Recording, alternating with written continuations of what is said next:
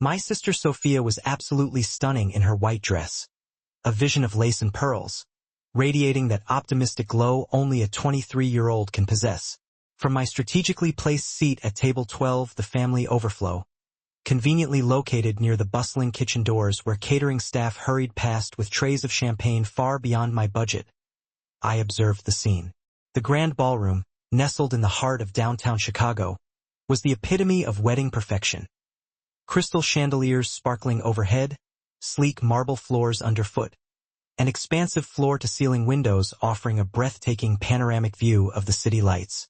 This was the kind of place that whispered tales of old money and the promise of fresh starts. Security had already been notified from the front desk. The badge scanner had flagged him and 2 guards were en route. Just 3 hours prior, I'd left Lily with Camila, but my 5-year-old daughter's crestfallen expression remained etched in my mind. She had desperately wanted to attend, eager to wear the burgundy dress we discovered at the thrift store and witness her Aunt Sophia's wedding. However, Camila, my steadfast best friend and personal savior, had wisely convinced me otherwise. Formal weddings and kindergartners simply didn't mix. It was far better to keep Lily at home, where she could indulge in her favorite movies and avoid the inevitable family scrutiny that would fall squarely upon me. That scrutiny had commenced the moment I stepped through the doors at 7:30 p.m. Alone, a 28-year-old single mother, wearing a dress I'd purchased 2 years prior that still looked passable, provided you didn't scrutinize the hem too closely.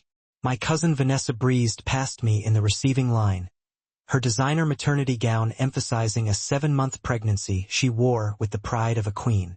Her husband, my ex-husband, offered a nod so fleeting it barely registered as acknowledgement. Tyler, the man who'd vanished the moment the pregnancy test confirmed my fears, who'd married my wealthy cousin a mere 6 months later, now stood across the ballroom, projecting an air of someone who'd never committed the biggest mistake of his life. Meanwhile, I was pulling 12-hour shifts at Ann and Robert H. Lurie Children's Hospital of Chicago, returning home each night to a daughter who constantly questioned why she didn't have a father, desperately trying not to calculate how many extra shifts I'd need to work to cover the following month's rent. "Jessica, darling, you came alone?" My mother's voice possessed that distinct tone, a masterful blend of concern and disappointment. She'd materialized at my table during cocktail hour, my father trailing behind, wearing the same uncomfortable expression he always wore when compelled to acknowledge his daughter's failures. "We'd hoped you might bring someone. There are several eligible men here from the Martinelli family. You remember them, don't you? They own that restaurant chain." "I'm fine, Mom." I forced a smile that felt foreign on my face. "Lily sends her love to Sophia." "Oh yes, the baby." My mother's use of the word baby for my 5-year-old daughter spoke volumes. "Camila's watching her, I assume. Such a shame you can't afford a real nanny." They moved on before I could formulate a response, circulating among guests who actually mattered, family members who had achieved something substantial. My older sister Lauren and her surgeon husband, cousins with advanced degrees and impressive stock portfolios. And then there was me, the pediatric nurse who dropped out of med school when she became pregnant, residing in a 1-bedroom apartment in a neighborhood euphemistically described as up and coming. I tapped 911 and left the line open in my pocket, allowing the dispatcher to triangulate while the building's doorman was alerted by a neighbor's text. Giovanni begged me not to formalize a report yet, not until we knew which faction would retaliate fastest. Dinner felt interminable. 7 courses of food I barely tasted as conversations swirled around me. The couple to my left discussed their vacation home in Aspen. The woman across from me flaunted an engagement ring that probably cost more than I earned in 6 months. I smiled and nodded, wondering if anyone would even notice if I slipped away early. Then came the dancing. The DJ announced the newlyweds' first dance, and Sophia glided across the floor in her new husband's arms. My parents danced next, projecting an image of proud parents. Lauren and her husband joined them. Even my younger cousins paired off, laughing and twirling under lights that bathed everything in a soft glow. Outside the windows, clouds had gathered ominously over the Chicago skyline. The weather forecast had promised clear skies all weekend, but nature had other plans. Thunder rumbled in the distance, barely audible above the music. Within minutes, rain began streaming down the glass in sheets, transforming the city lights into abstract streaks of color. "May I have this dance?" Tyler's voice behind me instantly tensed every muscle in my body. I turned to find him standing there alone, Vanessa presumably taking a bathroom break or holding court with her entourage of admirers. "No, thank you." I kept my voice even, professional, the same tone I used with difficult parents in the pediatric ward. "Come on, Jess. For old time's sake." He was deploying that boyish charm that had once captivated me, before I realized charm was all he had to offer. "We can be adults about this. We are being adults. I'm declining your invitation." I turned back toward the dance floor, hoping he'd take the hint and leave. He didn't. It doesn't have to be like this between us. I know I made mistakes, but... Tyler. I stood, suddenly weary of the entire charade. "Go back to your pregnant wife. Dance with her. Leave me alone." "My pregnant wife who's carrying my legitimate child," he said. And there it was, the underlying cruelty beneath his charming facade. "Unlike the mistake that cost you your medical degree." I should have slapped him, should have caused a scene, should have done anything other than stand there while he walked away, rejoining Vanessa, who'd appeared at the edge of the dance floor. She looked at me across the room, one hand resting on her rounded belly, and smiled a victor's smile. The music transitioned to something slower, more romantic. Couples filled the floor, swaying together while the storm outside mirrored the one brewing within my chest. I sank back into my chair at table 12, desperately trying not to cry in front of 200 people who already pitied me. That's when I noticed him. He stood near the bar, separate from the crowd, yet somehow commanding attention. Tall, perhaps 6 feet 3 inches, with dark hair cut short and a physique that suggested he dedicated serious time to the gym. His suit was black and impeccably tailored, the kind of quality one didn't find in department stores. But it was his face that truly captivated me.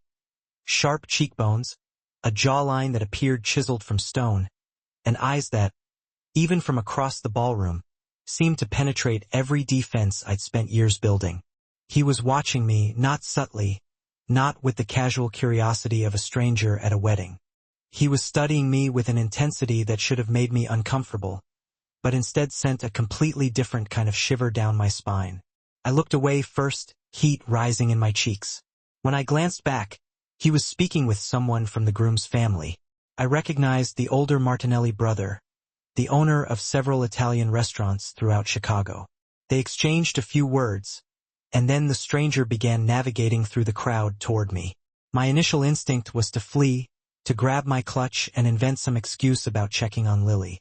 But something rooted me to my seat at table 12 as he crossed the ballroom with the confidence of someone who'd never heard the word no in his entire life. He stopped at my table. Up close, he was even more striking. Those eyes I'd noticed from across the room were a light brown, almost amber, in the chandelier light. A thin scar marked his chin on the right side, barely perceptible, yet somehow enhancing his appeal. He smelled expensive. Cedar and something darker, something I couldn't quite place. "You've been sitting alone all evening," he said. His voice carried a slight accent that conjured images of old movies set in Italian villas. "That seems like a waste." "I'm fine," I managed, though my pulse had quickened considerably. "Thank you for your concern. I don't think you are fine." He pulled out the chair beside me without asking permission and sat down. His movements fluid, practiced. "I think you're miserable and trying very hard not to show it." The observation was so accurate it stole my breath. "You don't know anything about me. I know you came alone to a family wedding where everyone else is paired off. I know that man who approached you earlier said something that made you want to disappear. I know you've been checking your phone every 15 minutes, probably thinking about leaving." His lips curving into something that wasn't quite a smile. "Am I wrong? That's very observant of you." I set my phone down, suddenly aware of how transparent I must be. "Are you a friend of the bride or groom?" "Neither. Business associate of the Martinellis." He gestured toward the family I'd seen him speaking with. "They invited me." "Giovanni Fioraldi." He extended his hand. I took it, his palm warm against mine, his grip confident without being aggressive. Jessica Reed. Jessica. He said my name like he was savoring it. The bride's sister. The one who came alone. Word travels fast. In certain circles, everything travels fast. He released my hand but didn't move away. I have a proposition for you, Jessica Reed. This should have been the moment I excused myself and left. The moment I remembered I was a single mother with responsibilities, bills, and no room in my life for mysterious strangers with expensive suits and dangerous eyes. Instead, I heard myself ask, "What kind of proposition?" Giovanni leaned closer, his voice dropping low enough that only I could hear over the music. "Dance with me. Pretend to be my wife for the rest of the evening. Let everyone here see that you're not alone. Not pitted, not forgotten." I stared at him. "Do you want me to pretend to be married to you? To a complete stranger? Why not? It solves both our problems." His expression remained neutral, but something flickered in those amber eyes. "My family is relentless about wanting me to settle down. Your family clearly enjoys reminding you that you're single. We could help each other. That's insane. Perhaps." He stood, offering his hand again. "But the next song is starting, and your ex-husband is watching us from across the room with a very interesting expression on his face. So, what do you say, Jessica? Will you dance with me and let everyone think you belong to someone who actually appreciates you?" The smart answer was no. The responsible answer was no. The safe answer was definitely no. I took his hand and stood. "One dance. That's all." His smile was devastating. "We'll see about that." Giovanni led me onto the dance floor with the ease of someone who'd done this 1,000 times before. His hand settled at the small of my back, warm through the thin fabric of my dress, while his other hand clasped mine with surprising gentleness. For a man built like he could break things without effort, his touch was remarkably controlled. "You dance well," I said as we began moving to the music. He moved like someone who'd been trained, each step precise and effortless. My mother insisted on lessons when I was young. She believed a man should know how to lead properly. Something flickered across his face when he mentioned her. "She passed away 2 years ago. Cancer." "I'm sorry." The words felt inadequate, but they were all I had. "She would have liked you." Giovanni's amber eyes met mine. She had strong opinions about women who could stand on their own feet, who didn't need a man, but chose one anyway. "Is that what you think I'm doing? Choosing you?" I couldn't help the slight edge in my voice. "We just met. This is pretend for now." His hand pressed slightly more firmly against my back, guiding me through a turn. But pretend has a way of becoming real when two people are honest about what they want. I should have pulled away. Should have reminded him this was temporary. A single dance to save face in front of people whose opinions shouldn't have mattered. Instead, I found myself moving closer, drawn by his warmth and the way he looked at me, like I was worth looking at. The song transitioned into another slow melody. Around us, couples continued swaying. I caught glimpses of familiar faces watching us with varying degrees of surprise. My mother's eyebrows had climbed toward her hairline. Lauren looked intrigued rather than judgmental for once. And Tyler.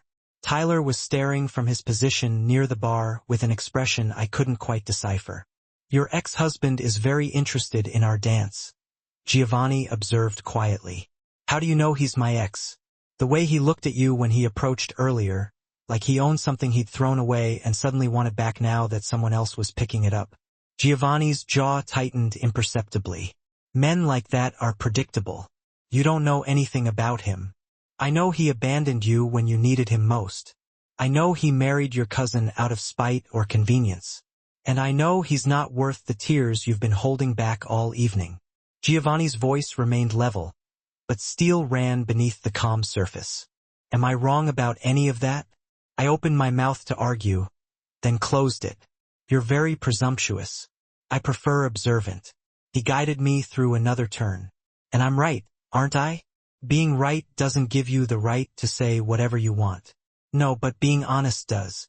We danced in silence for a moment before he spoke again. "I apologize if I've overstepped. It's a fault of mine. I see problems and I want to fix them. I'm not a problem that needs fixing." "No, You're a woman who deserves better than what life has dealt her recently. His thumb traced a small circle against my back, the gesture unconscious and somehow intimate. Let me give you that just for tonight. The song ended. Applause rippled through the ballroom. Giovanni released me slowly, as if reluctant to let go, then offered his arm. Shall we return to your table? I believe your family will have questions. They did. The moment we sat down, Giovanni pulling out my chair with the grace of someone raised with old-world manners. My cousin Sandra descended upon us like a hawk spotting prey. Jessica, you didn't mention you were bringing someone. Her smile was predatory. Aren't you going to introduce us? This is Giovanni Fioraldi, I said, trying to sound casual. Giovanni, this is my cousin Sandra. A pleasure. Giovanni's smile was polite and gave nothing away. Your family throws beautiful weddings. Oh, I'm not immediate family. Just a cousin. Sandra's eyes roved over him, cataloging every expensive detail. Are you from Chicago, Mr. Fioraldi? I am now. My family is originally from Naples, but business brought me here several years ago. He draped his arm across the back of my chair, the gesture possessive and protective at once. Jessica and I have been seeing each other for a few months. Quietly, she prefers to keep her private life private. The lie rolled off his tongue so smoothly, I almost believed it myself. Sandra looked between us, clearly trying to reconcile this new information with everything she thought she knew about my life. A few months, Jessica? You never said anything. Like Giovanni mentioned, I prefer privacy. I reached for my water glass, needing something to do with my hands, especially after everything with Tyler. Sandra nodded knowingly. So of course, that must have been so difficult. But it looks like you've landed on your feet. She leaned closer, lowering her voice to what she probably thought was discreet. He's gorgeous. Where did you two meet? The hospital, Giovanni answered before I could stumble through my own lie. My business partner's son was admitted to the pediatric ward. Jessica was his nurse. She saved his life with her quick thinking during a complication. He looked at me with such apparent affection that my breath caught. I asked her to coffee to thank her. She said no 3 times before finally agreeing. That sounds like Jessica, Sandra laughed. Always so serious. More family members approached throughout the evening. Giovanni handled each interrogation with the same effortless charm, weaving details into our fake relationship that sounded entirely believable. He remembered everything I'd told him during our dance and incorporated it seamlessly. When my aunt asked about my daughter, he knew Lily's name and age without hesitation, mentioning her love of drawing and how bright she was for 5 years old. You're very good at this, I murmured when we finally had a moment alone. The reception had moved into the later hours, guests loosening up as the alcohol flowed and the dancing grew less formal. At lying, Giovanni's mouth curved. Is a necessary skill in my world. What world is that exactly? You said business, but you never specified what kind. Import and export, among other things. His hand found mine on the table, fingers lacing through mine. I own several restaurants throughout Chicago. The Martinelli family supplies some of our ingredients through their connections. That's why I was invited tonight. Restaurants? I studied his face, searching for tells. That's it? Would you prefer if I said I was something more dangerous? His thumb traced circles on my palm. Would that make this more exciting for you? This isn't about excitement. I tried to pull my hand away, but he held firm. Not aggressive, just insistent. This is about getting through one evening without being the family charity case. You're not a charity case, Jessica. You're a woman who works 12-hour shifts taking care of sick children, who raises a daughter alone, who still manages to look beautiful even when you're exhausted and surrounded by people who don't appreciate you. His voice dropped lower. That's not charity. That's strength. The intensity in his gaze made my skin flush. Before I could respond, a presence loomed over our table. I looked up to find Tyler standing there, Vanessa notably absent. Can we talk? Tyler's eyes were fixed on me, pointedly ignoring Giovanni. I don't think it's fine. Giovanni released my hand and stood. I need to speak with the Martinellis anyway. Take your time. He walked away before I could protest, leaving me alone with the man who'd broken every promise he'd ever made to me. Tyler sat in Giovanni's vacated chair, his cologne overwhelming in its familiarity. "Who is that guy?" Tyler demanded without preamble. "And don't give me the hospital story. That's obviously. Why would it be? I work at a hospital. People meet there all the time. Because you would have mentioned him. You tell Camila everything, and Camila can't keep a secret from anyone." Tyler leaned closer. "I've been asking around. Nobody's heard of any Giovanni Fioraldi in the medical community." "He's not in the medical community. His business partner's son was a patient." I stood, suddenly weary of the entire conversation. "And frankly, Tyler, who I'm seeing is none of your business. You made that clear when you walked out while I was pregnant. That was different. I wasn't ready to be a father. But you're ready now? With Vanessa?" I gestured toward where his wife stood across the ballroom, one hand resting on her pregnant belly. "Or is this baby more legitimate because she can afford the life you wanted?" Tyler's face darkened. "Don't act like you're better than us. You're the one showing up with some stranger pretending you've moved on." "Maybe I have moved on." The words felt true as I said them, even though Giovanni was a fabrication, a convenient fiction to get through one night. "Maybe I'm finally happy." "Happy?" Tyler laughed, harsh and bitter. "Just look at your life. You're a single mother living paycheck to paycheck. You work yourself half to death and still can't afford decent childcare. That guy in the expensive suit, he's not going to stick around when he realizes what a mess your life actually is." The words hit their mark, each one a reminder of everything I already knew. But before I could respond, Giovanni reappeared at my side. "Is there a problem?" His voice was silk over steel. "No problem." Tyler stood.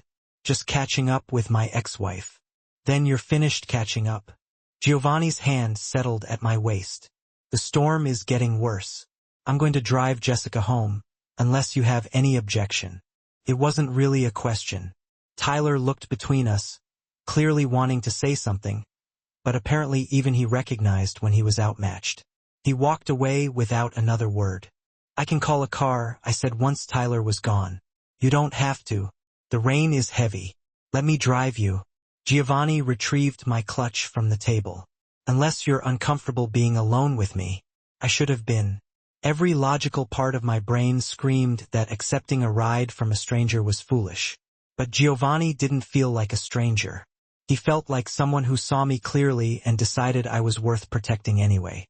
"Okay," I heard myself say. "Thank you." The SUV waiting outside was sleek and black, a driver already behind the wheel.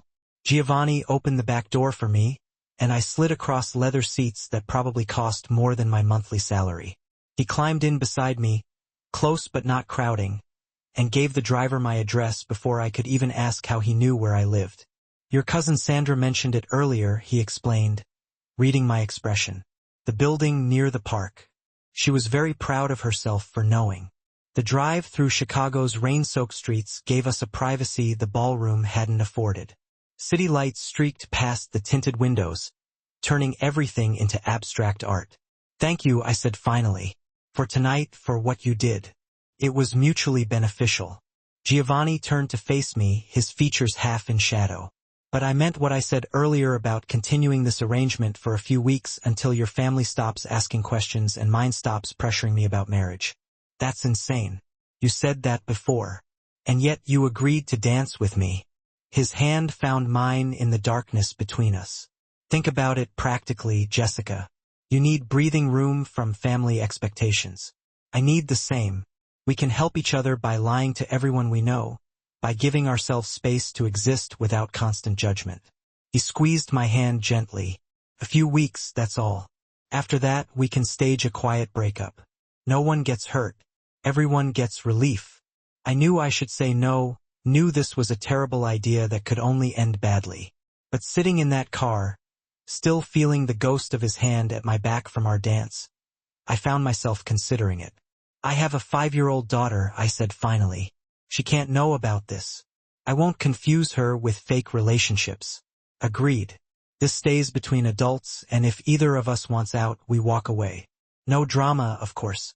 Giovanni reached into his jacket, and he withdrew a business card. "Think about it. Call me if you decide you want to take me up on the offer. The car pulled up to my building. Giovanni walked me to the door despite the rain, waited until I was inside, then returned to his vehicle. I watched from the lobby as the SUV disappeared into Chicago's stormy night. The card in my hand felt heavier than it should. I should throw it away. I should forget the whole evening and go back to my normal life of 12-hour shifts and mounting bills and family dinners, where I was everyone's favorite example of what not to do. Instead, I tucked the card into my clutch and headed upstairs, already knowing I was going to make a terrible decision. Monday morning arrived with the sharp buzz of my alarm at 6 a.m. I dragged myself out of bed after 3 hours of restless sleep, my mind still replaying Saturday night in fragments. Giovanni's hand at my back. The way Tyler's face had darkened when he saw us together. That business card, burning a hole in my wallet where I tucked it despite every logical reason to throw it away. Lily was already awake when I checked her room, building something elaborate with her blocks while humming a song I didn't recognize. She looked up with those blue eyes that were pure Tyler genetics, though thankfully that's all she'd inherited from him. Morning, baby. Did you have fun with Camila on Saturday? We made cookies and watched the princess movie 3 times. She abandoned her blocks to wrap her arms around my legs. Camila said, "You went to Aunt Sophia's wedding. Was it pretty?" "Very pretty." I kissed the top of her head, breathing in the baby shampoo scent that clung to her hair. "Get dressed while I make breakfast. Okay? We have to leave in 40 minutes. The 12-hour shift at Lurie Children's started at 7 a.m. sharp. I dropped Lily at her kindergarten program by 6:30, then fought Monday morning traffic to reach the hospital with 3 minutes to spare. The pediatric ward welcomed me with its familiar chaos of beeping monitors, worried parents, and the antiseptic smell that had become as common as breathing. My phone started buzzing before I'd even finished morning rounds. Text after text from family members who'd apparently spent their Sunday discussing my mysterious appearance at the wedding with a man none of them had known existed. My cousin Sandra. Call me ASAP. Need details about Giovanni. Lauren. Mom is losing her mind. Who is he? Why didn't you tell anyone? Even my mother, who barely texted, had sent a curt message. We need to talk about Saturday night. Your father and I are very concerned. I silenced my phone and shoved it into my scrubs pocket. Whatever fallout was coming from Saturday's performance could wait until I wasn't responsible for keeping small humans alive. The morning passed in a blur of 4 checks, medication rounds, and comforting a 7-year-old girl who'd come in with a severe asthma attack. By noon, I'd managed to push thoughts of Giovanni and his ridiculous proposal to the back of my mind. This was my real life. Sick kids and overworked nurses and making just enough to survive, but never enough to quiet the worry. I save children for a living which pays enough to survive, but never enough to quiet the worry. I was updating a patient chart when Tyler appeared in the hallway outside the nurse's station. He shouldn't have been able to get past security without a patient relation, but Tyler had always been good at talking his way into places he didn't belong. "We need to talk." He planted himself in front of me, blocking my path. "Now? I'm working." I tried to step around him. "And you're not supposed to be up here without authorization." I told them I was visiting my daughter. His jaw was tight, that vein in his temple throbbing the way it always did when he was angry, which I should be used to by now, but wasn't. "You never let me see Lily. You never asked to see Lily." I kept my voice low, aware of the other nurses pretending not to listen. "And she's not a patient here, so that excuse won't hold up if security checks." Tyler moved closer, lowering his voice to match mine. "Who is Giovanni Fioraldi? And don't give me that hospital story again. I've been asking around. Nobody in Chicago's medical community has heard of him. Maybe because he's not in the medical community. Maybe because his life doesn't revolve around impressing people in your social circle." I finally managed to step around him. "Now leave before I call security myself." "Is he paying you?" The question stopped me cold. I turned back slowly. "Is that what this is? Some arrangement where he gives you money and you show up at events pretending to be his girlfriend?" The accusations stung more than they should have. "Get out, Tyler." Because that would make sense. You need the money. He clearly has it. And you've never been above taking handouts when it suited you. I've never taken a dime from you or anyone else. My hands clenched into fists at my sides. I work for everything I have, everything Lily has. So whatever fantasy you've constructed where I'm some desperate woman selling herself for financial security, you can keep it to yourself. Then what is he? Tyler demanded. What does he want from you? Nothing you ever wanted. Apparently that includes basic respect. I turned toward the nurse's station. Security, please. We have an unauthorized visitor. Tyler left before security arrived, but not before shooting me a look that promised this conversation wasn't over. I spent the rest of my shift shaking, adrenaline making my hands unsteady enough that I had to ask another nurse to help with a particularly tricky insertion. The shift ended at 7 p.m. I picked up Lily from the after-school program, listened to her chatter about the art project they'd done, and drove us home through evening traffic that gave me too much time to think about Tyler's accusations, about Giovanni's card still in my wallet, about how close I was to calling that number and agreeing to something I knew was a terrible idea. Camila was waiting when we got home at 8 p.m., as she did every Tuesday evening. Our weekly tradition of dinner together, the only real social life I had outside of work and motherhood. She'd brought Chinese takeout and that particular expression that said she had questions I wouldn't want to answer. So Camila waited until Lily was occupied with her egg rolls before leaning across my kitchen table. Sandra called me today and Lauren, and your mother all wanting to know if I knew about this Giovanni person you're apparently dating. I'm not dating him. I pushed lo mein around my plate without eating it. It was one night, a favor. We danced at the wedding and pretended to be together so my family would stop treating me like the resident failure. A favor? Camila's dark eyebrows climbed toward her hairline. Jess, nobody does favors like that for strangers. What does he want? He wants his family to stop pressuring him about getting married. I want my family to stop pitying me. It was mutually beneficial. Asterisk was asterisk? Camila corrected herself, then immediately regretted it. Maybe. He suggested we continue the arrangement for a few weeks, just until everyone stops asking questions. Camila sat back in her chair. This is insane. You know this is insane, right? I'm aware. I finally met her eyes. But you weren't there Saturday night. You didn't see the way everyone looked at me, or the way Tyler acted like he had any right to an opinion about my life. For one evening, I felt like someone who mattered. Is that really so terrible? Not terrible, just dangerous. Camila reached across the table to squeeze my hand. Promise me you'll be careful. Promise me if this guy turns out to be bad news, you'll walk away. I promise. The lie came easily. I was already planning to call Giovanni the moment Camila left. She stayed until 9:30 p.m., helping me get Lily bathed and into bed. After she left, I cleaned the kitchen and tried to convince myself that calling Giovanni was a mistake. That continuing this farce would only make things worse when it inevitably fell apart. I was still debating with myself at 10:15 p.m. when someone knocked on my apartment door. Heavy, insistent, not the friendly tap of a neighbor borrowing sugar. I checked the peephole. Two men stood in my hallway. Both looked like they'd come straight from central casting for a crime drama.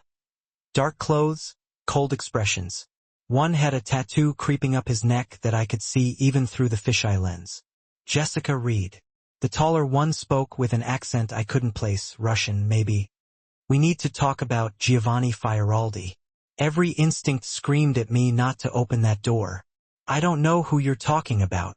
The second man held up his phone, showing me an image I recognized. Me and Giovanni on the dance floor, his hand at my back, both of us looking at each other like we actually belonged together. You're his woman. That makes you someone we're interested in talking to. I'm not his anything. We're friends, that's all. My hand found my phone in my pocket. And if you don't leave, I'm calling the police. Call them. The taller man shrugged. We'll be gone before they arrive. But we'll be back, Jessica Reed. And next time, we hope you'll be more cooperative. Mr. Volkov doesn't like being ignored. I stood frozen behind my locked door, heart hammering, phone clutched in my shaking hand. I was done being a currency. If they had ever used my name to trade favors, I needed to be present to bankrupt its value. I wore a thin underlayer panel under my coat and left a driver idling, engine warm, phone on speaker to a doctor who owed Giovanni a favor. They walked away before I could respond. I had no idea who Mr. Volkov was or what these men wanted with Giovanni, but I knew with bone-deep certainty that I just stumbled into something far more dangerous than a fake relationship. I pulled Giovanni's card from my wallet, stared at the number embossed in silver against black cardstock. This was the moment to walk away, to tell him whatever arrangement he'd been imagining wouldn't work, because strange men were showing up at my door asking questions I couldn't answer. Instead, I dialed. He answered on the second ring. Jessica. 2 men just came to my apartment. The words tumbled out. They had photos from the wedding. They mentioned someone named Volkov. They threatened to come back. Silence. Lock your door. Don't open it for anyone. I'll be there in 15 minutes. Giovanni, what's happening? Who are these people? I'll explain when I get there. Just stay inside and keep Lily close. The line went dead. I checked all the locks, peeked in on Lily, who was sleeping peacefully with her stuffed rabbit clutched against her chest, completely unaware that her mother had just dragged them both into something that felt like it could swallow us whole. True to his word, Giovanni appeared at my door exactly 14 minutes later. I verified through the peephole before opening it, finding him accompanied by another man who looked like he could bench press a car without breaking a sweat. This is Franco, my associate. Giovanni stepped inside without waiting for an invitation, his eyes scanning my small apartment with the practiced assessment of someone used to evaluating threats. Tell me exactly what they said. I recounted the encounter while Franco positioned himself near the window, watching the street below. Giovanni's expression grew darker with each detail, that thin scar on his chin somehow more prominent as his jaw tightened. The Bratva, he said finally. Russian organized crime. They've been pushing into territories that don't belong to them. Someone sent them photos from the wedding. Told them you're connected to me. Connected how? We barely know each other. But even as I said it, I remembered that dance. The way he'd looked at me, how easy it had been to forget the whole thing was staged. They don't care about facts. They care about leverage. Giovanni moved to the window beside Franco, speaking to him in rapid Italian before turning back to me. This is my fault. I should have anticipated this. What do they want? To use you to get to me? To pressure me into giving ground in negotiations I can't afford to lose? His eyes met mine. I'm sorry, Jessica. This wasn't supposed to touch you. Then maybe we should end this now. Tell them it was fake. That I mean nothing to you. It's too late for that. Franco spoke up for the first time. They've already decided your leverage. Whether the relationship is real or not doesn't matter. I sank onto my couch, legs suddenly unable to hold me. So what happens now? Giovanni crossed to kneel in front of me, bringing us eye to eye. Now I keep you safe. You and Lily both. But you need to trust me. Can you do that? I should have said no. Should have told him to leave and take his dangerous world with him. Should have called the police and let them handle whatever mess I'd accidentally stepped into. Instead, I looked into those amber eyes and heard myself say, yes. Within 30 minutes, I'd packed bags for Lily and myself while she slept through it all, blissfully unaware that her mother had accidentally dragged them into a war between organized crime factions. Camila arrived 20 minutes after I called her, eyes wide with fear, but moving with the efficiency of someone who'd spent 5 years helping me navigate crises. Tell me this is temporary, she whispered as we gathered Lily's favorite toys and books. Tell me you're not really involved with whatever this is. It's supposed to be temporary. I stuffed clothes into a duffel bag without bothering to fold them. It was supposed to be a fake relationship for a few weeks. Now apparently the Russian mob thinks I'm leverage. The Russian mob? Camila sat down hard on Lily's bed. Jesus, Jess. What have you gotten yourself into? I don't know. My hands shook as I zipped the bag closed. But Giovanni says he can keep us safe. That's all I care about right now. Giovanni's penthouse occupied the top 2 floors of a building in Chicago's Gold Coast neighborhood. The address alone probably cost more than I'd make in 10 years. Franco drove us there in an SUV with tinted windows, taking a route that seemed designed to lose anyone who might be following. Giovanni rode in a second vehicle with additional security I hadn't even known existed until tonight. The elevator required a key card to access the penthouse levels. When the doors opened, I stepped into a space that looked like it belonged in an architectural magazine. Floor-to-ceiling windows overlooked Lake Michigan. Modern furniture in neutral tones. Art on the walls that I suspected weren't prints. Everything pristine and expensive and absolutely nothing like the cramped one-bedroom apartment Lily and I called home. The guest rooms are on the second floor. Giovanni gestured toward a floating staircase. 3 bedrooms, all with private bathrooms. Take whichever you prefer. Camila, there's a room for you as well. I'm staying too. Camila looked between us. Until we're certain the threat has passed. Yes. Giovanni's tone left no room for argument. Anyone connected to Jessica is potentially at risk. That includes you. How long are we talking? Days? Weeks? I adjusted my grip on the bag containing Lily's things. I have to work. Lily has school. We have lives that don't stop just because. I've already arranged coverage for your shifts at the hospital. Giovanni cut me off gently. Called in a favor with the hospital administrator. You're on paid family emergency leave for the next 2 weeks. Lily's school has been notified that she's dealing with a family situation. A private tutor will come here daily to ensure she doesn't fall behind. You had no right to do that without asking me. I had every right to keep you alive. His amber eyes held mine. This is my world, Jessica. My rules. And my rules say we don't take chances with civilians who get caught in crossfire because of decisions I made. Lily stirred in my arms, making a small, sleepy sound. Giovanni's expression softened immediately. Let's get her settled. We can argue about my overreach in the morning.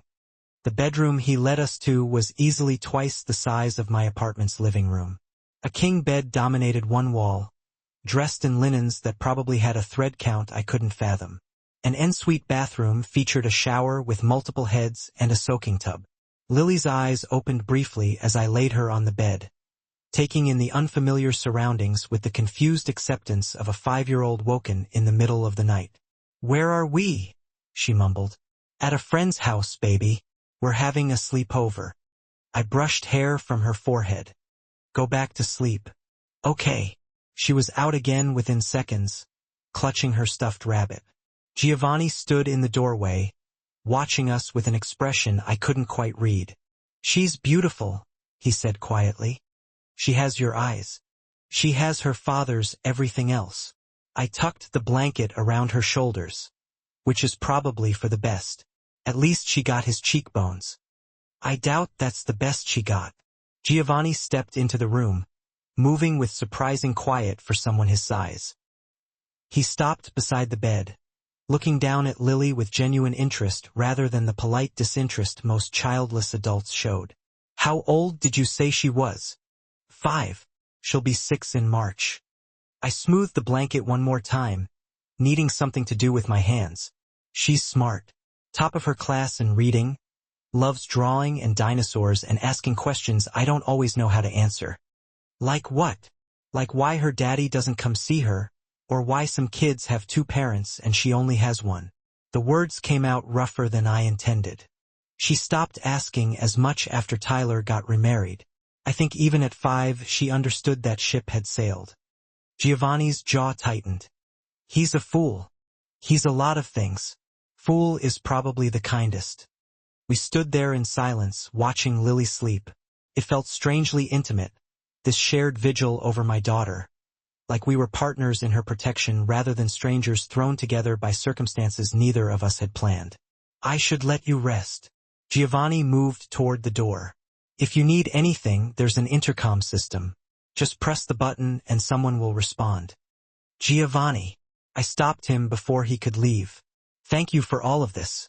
I know I don't fully understand what's happening or why, but thank you for keeping her safe. Something flickered in his eyes. I'll always keep her safe, Jessica. Both of you. That's a promise.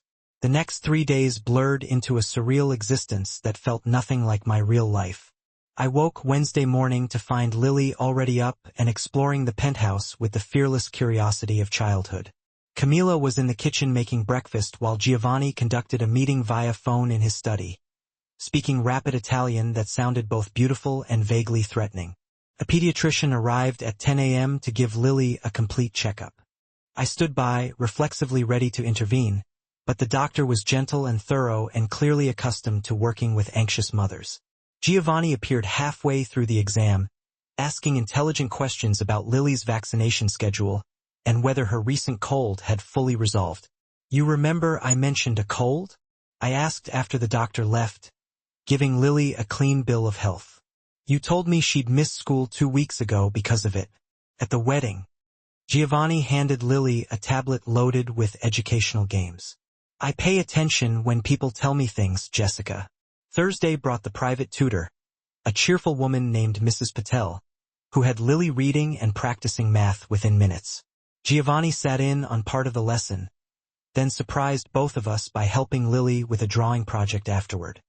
He drew with the competence of someone who'd had training, creating a surprisingly detailed sketch of a horse that had Lily demanding he teach her the technique. "My mother insisted on art lessons," he explained, guiding Lily's small hand to show her how to shade properly. She believed a well-rounded education included beauty as well as business. I watched from the kitchen where Camilla and I were pretending to discuss meal planning while actually observing Giovanni with my daughter. The way he crouched to her level when speaking to her. How he praised her efforts without condescending. The patience he showed when she asked the same question 3 times in different ways. "He's good with her," Camilla murmured. "Surprisingly good." "I know." That scared me more than the Russian mob somehow because Lily was already asking when we'd visit Mr. Giovanni's house again, already drawing pictures that included a tall man with dark hair standing beside us, already filling a father-shaped hole I'd tried for 5 years to pretend didn't exist. The sexual tension I'd felt at the wedding intensified with proximity. Giovanni worked from home those 3 days, conducting business from his study while I tried to occupy Lily and avoid dwelling on how aware I was of him in every room. The way he moved, how he smelled like cedar and expensive soap, the timbre of his voice when he spoke Italian on the phone, passionate and commanding in ways that made my skin flush. We'd have dinner together each evening, the 4 of us around his massive dining table. Giovanni would ask Lily about her day, listen with genuine interest to her rambling stories about the tutor and the games she'd played with Camilla. Then, after Lily went to bed, we'd sit on his terrace overlooking the lake and talk about things that had nothing to do with fake relationships or Russian threats. He told me about his mother, Sophia, who died when he was 33, how cancer had stolen her slowly, giving him months to say goodbye but never enough time, how she'd made him promise to find someone who challenged him, who wouldn't just accept his world, but would push him to be better within it. "She would have liked you," he said Thursday night, our 3rd evening on the terrace. She had strong opinions about women who stood on their own feet, who worked for what they had. She came from nothing, married my father when she was 19 and turned herself into the kind of woman who could hold her own in his world. "What world is that?" I've been wanting to ask since Tuesday night. "You keep referring to your business, but you've never actually told me what you do." Giovanni took a long sip of the wine he'd been nursing. "I own restaurants, for locations throughout Chicago, all Italian cuisine. That much is true and legal, but I also oversee operations that aren't listed on any business license, territory that my father secured, and I've maintained arrangements with other organizations that keep Chicago running smoothly for those who know where to look. Your Mafia, it wasn't a question. I prefer to think of it as a community organization with flexible ethics." His mouth curved slightly. "But yes, if you need a simple label, my family has been involved in Chicago's less legitimate operations for 3 generations. The restaurants are real. Everything else lives in the shadows. And the Russians want those shadows for themselves. They've been pushing into territories that traditionally belong to Italian families, testing boundaries, using violence where my father would have used negotiation." He set down his wine glass. "I'm trying to maintain peace. They see that as weakness." Friday afternoon, Franco appeared in Giovanni's study where I'd been reading while Lily napped. His expression was grim. "We've identified the leak," he said without preamble. "The source of the photos. The one who told the Bratva about Jessica." Giovanni stood from behind his desk. "Who?" "Her cousin, David Reed. He's been working with the Russians for 6 months, feeding them information about families they might leverage. When he saw the wedding photos on your aunt's social media, Jessica, he recognized an opportunity." My stomach dropped. "David, my cousin David." Franco nodded. "He told the Bratva about your relationship with Giovanni. Even mentioned that it started as a pretense, but Dmitry Volkov, their leader, decided you were still useful leverage regardless." "Where is David now?" Giovanni's voice had gone cold. "That's the other problem. The Russians have him. They're holding him as insurance. If we move against them, they'll kill him to send a message." I sat down heavily. "David? Stupid, gambling-addicted David, who never could hold a job, who'd asked to borrow money at Thanksgiving and gotten angry when I'd said no, who apparently sold out his own family to criminals to cover whatever debts he'd accumulated. We can't just leave him there," I heard myself say. "Even if he's an idiot, he's still family. He put you and Lily at risk." Giovanni's expression was unreadable. "Family doesn't end where loyalty begins, Jessica. Maybe not. But it doesn't end where stupidity begins either." I looked up at him. "What would your mother have wanted you to do?" The question landed. Giovanni's jaw worked for a moment before he turned to Franco. "Set up a meeting with Volkov. Tell him I want to discuss terms." "That's exactly what he wants," Franco warned. "I know, but we're going to give it to him anyway." Giovanni's eyes met mine. "Because apparently I'm developing a conscience at the worst possible time." The warehouse sat in Chicago's industrial district, close enough to the water that I could smell the lake, even through the SUV's filtered air. Friday evening had turned cold, clouds hanging low and threatening rain that hadn't quite started falling. Giovanni sat beside me in the back seat, his presence both comforting and terrifying in equal measure. "You don't have to come inside," he said for the 3rd time since we'd left the penthouse. "Franco and I can handle this. They used me as leverage. I should be there when you negotiate my freedom." I checked my phone, seeing the message from Camila confirming Lily was asleep and asking when I'd be home.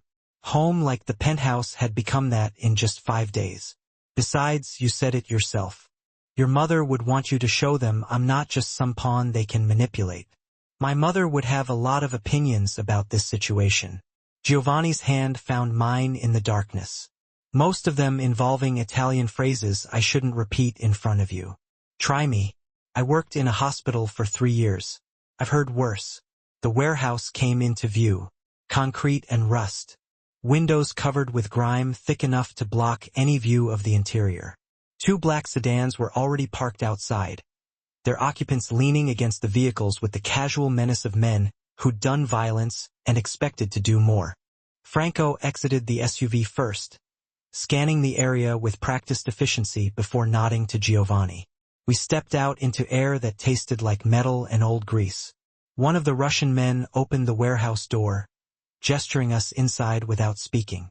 The interior was exactly what I'd expected from every crime movie I'd ever seen. Empty space, shipping containers stacked along the walls, overhead lights that barely cut through the shadows, and in the center, a folding table with 3 chairs. 2 men sat on one side, the younger one I recognized from Tuesday night, the man who'd come to my apartment with photos and threats. The older man had to be Dmitry Volkov. Late 50s, gray hair cut military short, eyes that held the kind of cold I associated with men who'd learned cruelty young and perfected it over decades. Mr. Fioraldi, Volkov's English carried a thick accent, but remained clear. "You brought your woman. How American of you. Jessica wanted to be here." Giovanni pulled out the chair on our side of the table for me before sitting. "Since this situation involves her directly, it involves her because you made it involve her." Volkov's gaze settled on me, assessing. "A pretty thing. I see why you would claim her at a wedding, though. Our sources tell us the relationship began as performance. Fake husband for desperate single mother. Very romantic. What we started as doesn't matter." I spoke before Giovanni could respond. "You're using me to pressure him. That makes me part of this conversation. The younger Russian laughed. Volkov silenced him with a look that could have frozen fire. Bold. Volkov leaned back in his chair. Your cousin David said you had pride. Said it's why you refused to help him when he needed money. Do you know where David is now, Jessica Reed? Franco told me you have him. We do, in a basement not far from here. He owes us $30,000 from gambling debts. We offered him a way to work it off. He gave us information about your family, about this wedding, about the photos his aunt posted on social media showing you with Mr. Fioraldi. Volkov pulled out his phone, tapping the screen before turning it to face us. Beautiful photos. You look very happy together. The image showed Giovanni and me on the dance floor, the way we were looking at each other. Even I had to admit it didn't look staged. It looked real, like two people who'd found something worth holding on to. David made his choices. Giovanni's voice carried steel beneath the calm surface. What he owes you is between you and him. But Jessica is between you and me.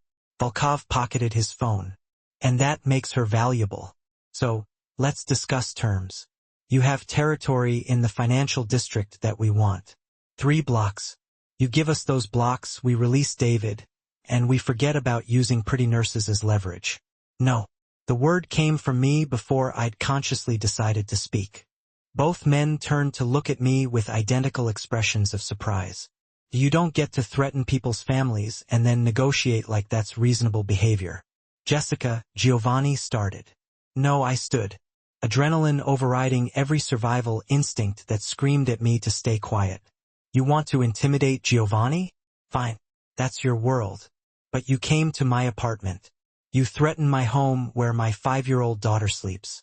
You're holding my idiot cousin who made terrible decisions but doesn't deserve whatever you're doing to him in that basement. My hands braced against the table. What kind of men threaten children? What kind of organization builds power by terrorizing women in their own homes? Volkov stared at me. The warehouse had gone silent except for the distant sound of traffic outside. Do you think you can shame me? His voice remained level, but something dangerous flickered in his eyes. We are not in the business of shame, Miss Reed. We are in the business of results. Then here's a result for you. I'm not afraid of you anymore. The lie tasted like copper, but I forced the words out. You wanted me to be leverage. You wanted Giovanni to cave because he's protecting me. Well, congratulations. You've made me understand exactly what kind of people you are. And I'm telling you right now, I'd rather watch everything fall apart than give you 1 inch of what you want through fear. Giovanni stood slowly, positioning himself slightly in front of me. Jessica speaks for both of us, but I'll offer you something better than capitulation. You want territory? Take the 3 blocks in the financial district, but in exchange, the Bratva agrees to a formal peace treaty. No more civilian threats. No more kidnapping cousins. No more showing up at apartments where children live. You would give us what we want? Volkov looked between us, clearly trying to find the trap. I would give you something I was already planning to phase out. Those 3 blocks are scheduled for major redevelopment. Commercial property values are about to tank when the city announces the new zoning laws next month. Giovanni's expression remained neutral. You want them?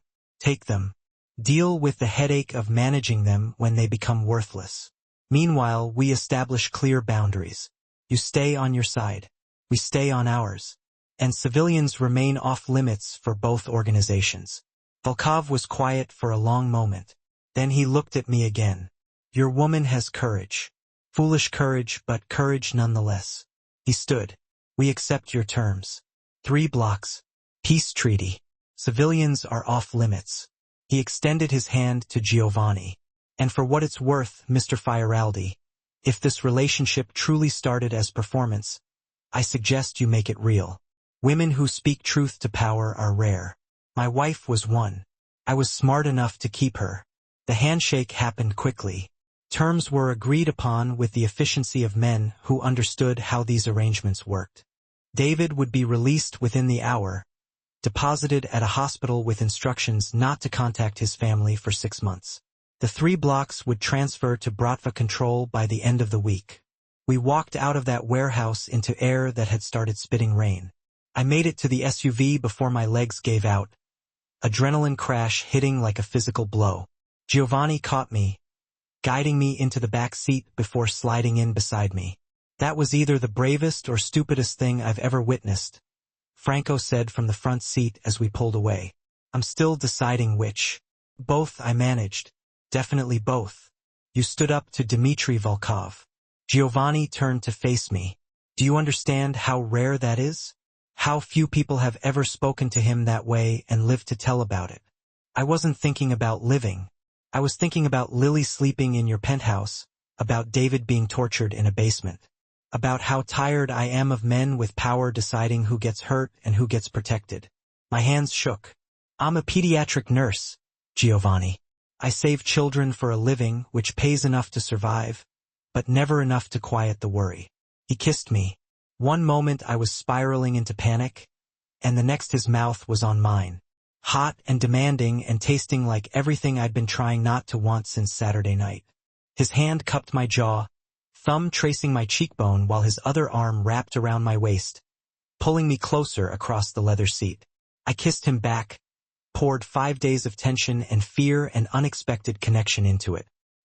His lips moved against mine with a confidence that suggested he knew exactly what he was doing, and my body responded with an enthusiasm that should have embarrassed me, given Franco was 3 feet away, pretending very hard not to notice. When we finally broke apart, both breathing hard, Giovanni rested his forehead against mine. I've wanted to do that since you looked up at me from table 12 and agreed to dance, he said quietly. Since you stood in my penthouse holding your daughter and told me you didn't trust easily, but you'd trust me with her safety. Since you just stood in a warehouse and told a Russian mob boss that he couldn't threaten children in your city. Your city, I corrected. This is your world, not mine. Maybe, but you just proved you can stand in it without being swallowed. His thumb brushed across my lower lip.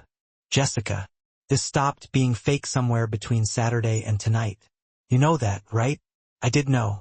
Had known since watching him draw horses with Lily. Since he'd held my hand while talking about his mother. Since I'd fallen asleep on his terrace listening to him speak Italian on the phone and feeling safer than I had in 5 years.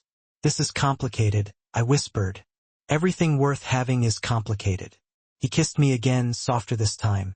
A promise instead of a question. Stay. Not because you're in danger. Not because of some arrangement we made at a wedding. Stay because you want to see where this goes when it's real. The SUV pulled up to the penthouse building. Franco cleared his throat quietly, a reminder that we had an audience and a 5-year-old waiting upstairs. I have a daughter, I said. If this falls apart, it's not just me who gets hurt. Then we make sure it doesn't fall apart. Giovanni helped me out of the vehicle. One day at a time, one decision at a time, starting with you deciding that what happened tonight changed things. We rode the elevator in silence. Camila met us at the door, took one look at my face, and asked 0 questions. She grabbed her jacket and let Franco drive her home, leaving Giovanni and me standing in his living room at midnight with the weight of what just happened settling between us. I should check on Lily, I said. You should. He didn't move to stop me. But Jessica, think about what I said about staying, not as a guest, as someone who belongs here. I went upstairs to find Lily sleeping peacefully, completely unaware that her mother had just negotiated with criminals and kissed a man who made her forget every reason why she shouldn't.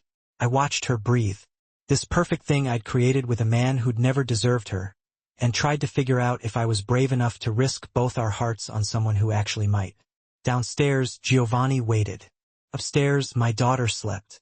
And somewhere between those 2 floors, I made a decision that terrified me more than any Russian mobster ever could. I was falling in love with Giovanni Furaldi, and for the first time since Tyler walked out, I was going to let myself see where that fall might lead. Sunday morning light filtered through the penthouse windows, waking me before my alarm. I'd spent most of the night replaying Friday's kiss, the warehouse, Dmitry Volkov's calculating eyes, the way Giovanni had looked at me when he said this stopped being fake somewhere along the way. I found him in the kitchen making coffee, already dressed despite it being barely 8. Lily was still asleep upstairs, giving us a rare moment of privacy. We need to talk, he said, handing me a mug, about what happens next. I was thinking the same thing. I wrapped my hands around the warm ceramic. This whole arrangement was supposed to be temporary. A few weeks of pretending until our families backed off. But now it's complicated. Giovanni leaned against the counter, studying me with those amber eyes that saw too much. Franco informed me this morning that David was released from the hospital. He's been told to stay away from Chicago for 6 months. The Bratva threat is neutralized. The peace treaty is holding, which means you and Lily are safe to return to your normal lives. The words should have brought relief. Instead, they felt like a door closing. So that's it? Threat over? Arrangement ended? I tried to keep my voice neutral. Thank you for the hospitality. See you around. That's one option. Giovanni set down his coffee. Or I can offer you another one. Franco has contacts who specialize in creating new identities. Clean documents, new city, new life. I can give you and Lily complete protection. Set you up somewhere far from Chicago where neither Tyler nor anyone from my world can touch you. Financial security, fresh start, everything you'd need. You're offering to make us disappear. The realization hit like cold water. To get us away from you, to give you a choice that doesn't involve staying near danger just because you feel obligated. His expression remained carefully neutral. I brought you into this mess, Jessica. The least I can do is give you a clean exit. Before I could respond, small footsteps pounded down the stairs.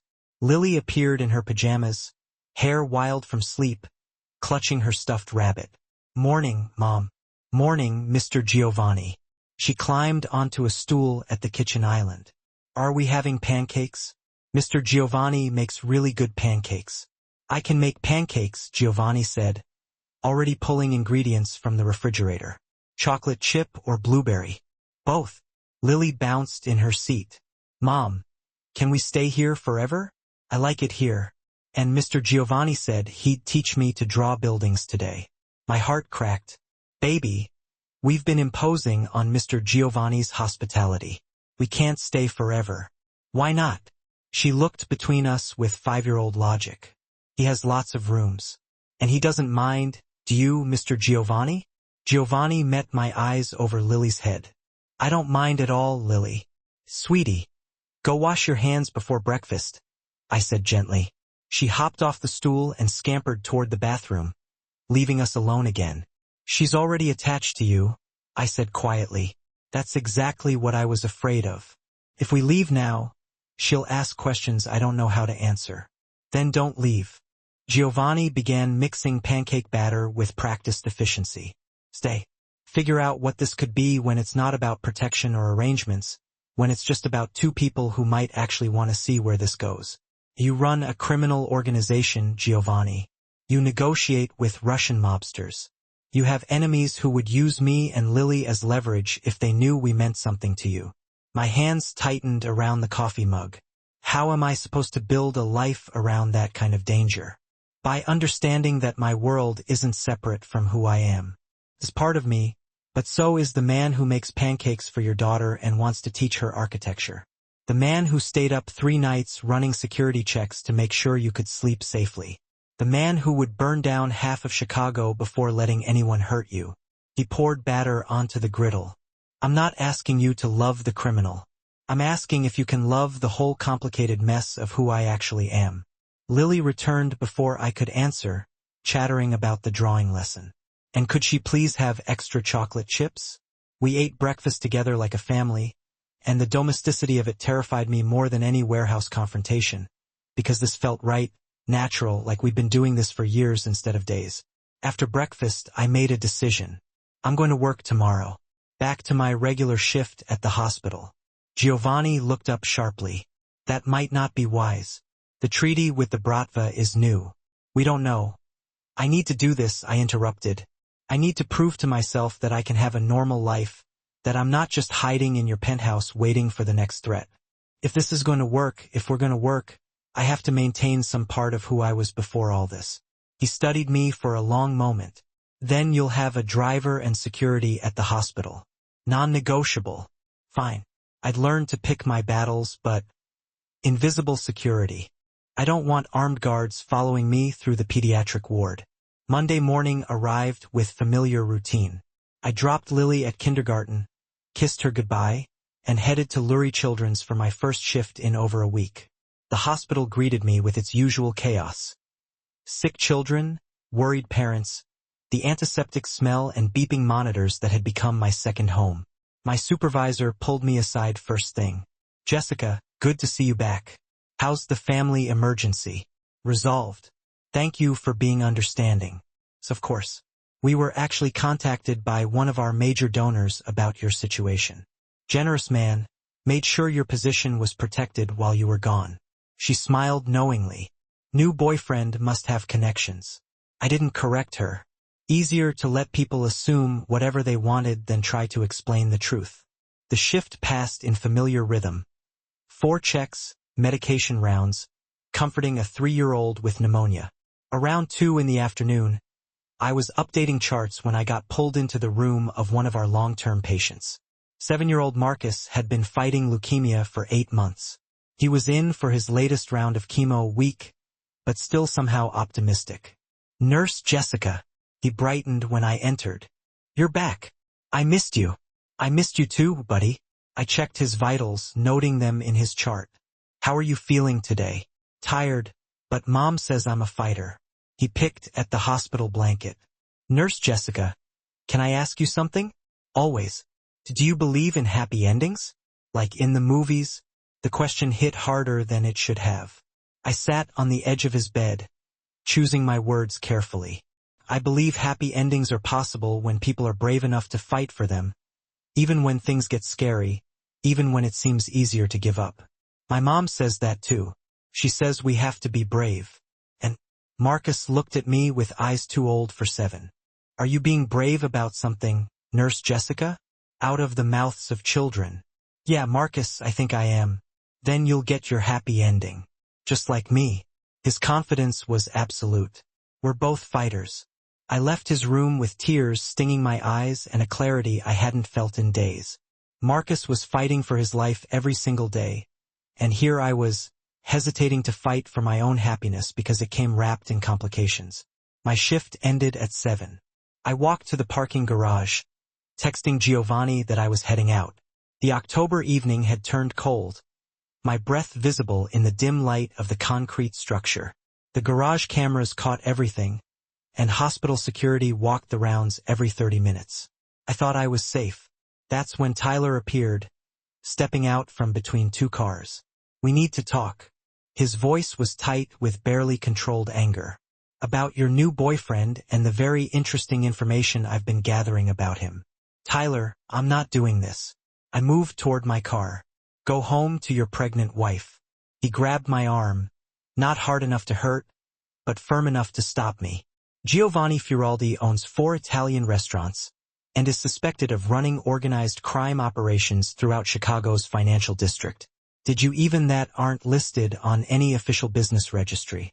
The area my father carved out, and the delicate arrangements I've kept in place with various entities to keep Chicago running like a well-oiled machine, at least for those in the know. Your Mafia, though that wasn't phrased as a question. I prefer to view it as a community organization with, shall we say, flexible ethical standards. The corner of his mouth quirked upward in a fleeting, almost imperceptible smile. But yes, to put it plainly, my family has been deeply entrenched in Chicago's less than legitimate enterprises for 3 generations. The restaurants, those are legitimate, a front if you will. Everything else exists in the gray areas, in the shadows. And now the Russians want those shadows for themselves. They've been encroaching on territory traditionally held by Italian families, testing the waters, resorting to brute force and violence where my father would have employed careful negotiation and diplomacy. He deliberately placed his wine glass on the table. I'm striving to maintain the peace. They perceive that as a sign of weakness, an invitation. Friday afternoon, Franco materialized in Giovanni's study. I had been quietly reading there, taking advantage of Lily's nap. Franco's expression was a mask of grim determination. "We've pinpointed the source of the leak," he announced, dispensing with any preamble. "The one who provided the photos. The individual who ratted you and Jessica out to the Bratva." Giovanni rose swiftly from behind his expansive desk. "Who is it?" Her cousin, David Reed. He's been collaborating with the Russians for the past 6 months, providing them with intel on families they could potentially exploit and manipulate. The wedding photos on your aunt's social media feed, Jessica, presented him with a golden opportunity, a chance to ingratiate himself further. My stomach plummeted, as if I'd just stepped off a cliff. David, my own flesh and blood, my cousin David? Franco confirmed with a somber nod. He divulged the nature of your relationship with Giovanni to the Bratva. He even pointed out that it originated as a sham, a pretense, but Dmitry Volkov, their ruthless leader, deemed you a valuable asset regardless, a means to exert leverage. Where is David now? A dangerous edge had crept into Giovanni's voice, the temperature dropping several degrees. That's the other complication, the bigger problem. The Russians have him in their custody. They're using him as collateral, as insurance. Any aggressive move against them, and they'll eliminate him to send a crystal-clear message. I sank heavily into the nearest chair, the weight of the revelation pressing down on me. David? That pathetic, gambling-addicted loser David, perpetually unemployed, constantly begging for handouts, the one who'd hit me up for cash at Thanksgiving, throwing a childish tantrum when I refused. That's the man who betrayed his own family, selling us out to a criminal enterprise to settle his mounting debts? We can't just abandon him, can we? The words escaped my lips before I could fully process them. Even if he's a complete screw-up, he's still family. He knowingly put you and Lily in harm's way. Giovanni's face was an unreadable canvas. Jessica, family ties don't necessarily trump basic loyalty. Maybe not. But they sure as hell don't dissolve because someone's an utter moron. I lifted my gaze to meet his. What would your mother have wanted you to do in this situation? The unspoken question hung in the air, heavy with implications. Giovanni's jaw muscles clenched briefly before he turned to address Franco. Arrange a meeting with Volkov. Tell him I'm open to discussing terms and conditions. That's precisely what he anticipates, Giovanni. Franco cautioned, his tone laced with concern. I'm fully aware of that, but we're going to play along anyway. Giovanni's dark eyes locked onto mine, a flicker of something unreadable passing through them. Because, apparently, I'm developing a conscience at the worst possible moment in my life. The warehouse loomed in Chicago's desolate industrial district, situated so close to the vast expanse of Lake Michigan that I could detect its distinctive scent, even filtered through the SUV's climate control system. The day had faded into a bitterly cold Friday evening, with thick, ominous clouds hanging low, threatening a downpour that never quite materialized. Giovanni sat beside me in the back, his presence an odd mixture of reassurance and abject terror. You truly don't need to go inside, he repeated, marking the third time since we'd departed the penthouse. Franco and I are capable of handling this matter. They utilized me as leverage to apply pressure. I need to be present when you're negotiating my, and David's, freedom. I glanced at my phone, a message from Camila confirming Lily was sound asleep and inquiring about my ETA. The penthouse had quickly become home, a concept that, until recently, felt foreign and unattainable. Furthermore, as you yourself pointed out, your mother would want you to demonstrate to them that I am not merely some helpless pawn to be manipulated at will. My mother would undoubtedly have a multitude of opinions regarding this precarious situation. Giovanni's hand found mine in the semi-darkness of the vehicle, most of which would involve colorful Italian phrases I wouldn't dare repeat in your presence. Try me. I spent 3 years immersed in the chaotic environment of a hospital emergency room. I've likely heard far worse. The grim facade of the warehouse came into view, a hulking concrete structure, stained with rust and neglect. The windows were coated with layers of accumulated grime, virtually obscuring any hint of the interior. 2 ominous black sedans were already positioned outside, their occupants casually leaning against the vehicles, radiating the chilling confidence of men accustomed to violence and anticipating more. Franco was the first to exit the SUV, his gaze methodically sweeping the surroundings with practiced efficiency before offering Giovanni a subtle nod of confirmation. We stepped out into the frigid air, which carried a metallic tang mingled with the acrid scent of aged grease. One of the Russian henchmen silently swung open the warehouse door, gesturing for us to enter with an air of curt authority. The interior mirrored every cliché I had ever encountered in countless crime dramas. A vast, cavernous space dominated by towering stacks of shipping containers lining the walls. The overhead lights were insufficient, barely penetrating the oppressive gloom, casting long, distorted shadows.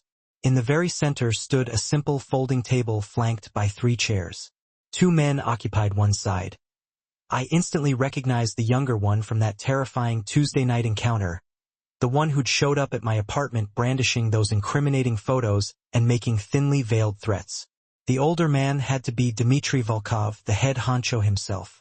Approaching 60, with closely cropped, steely gray hair and eyes that possessed a glacial, unnerving quality.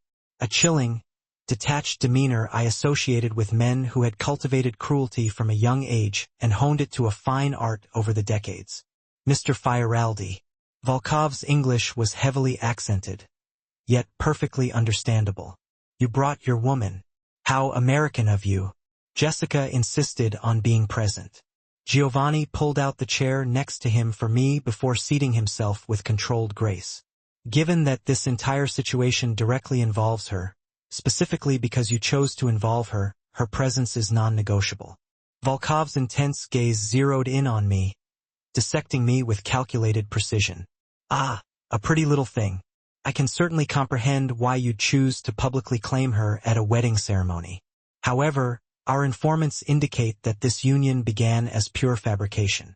A temporary husband for a desperate, unattached mother. Positively romantic. The circumstances surrounding our initial meeting are utterly irrelevant at this juncture.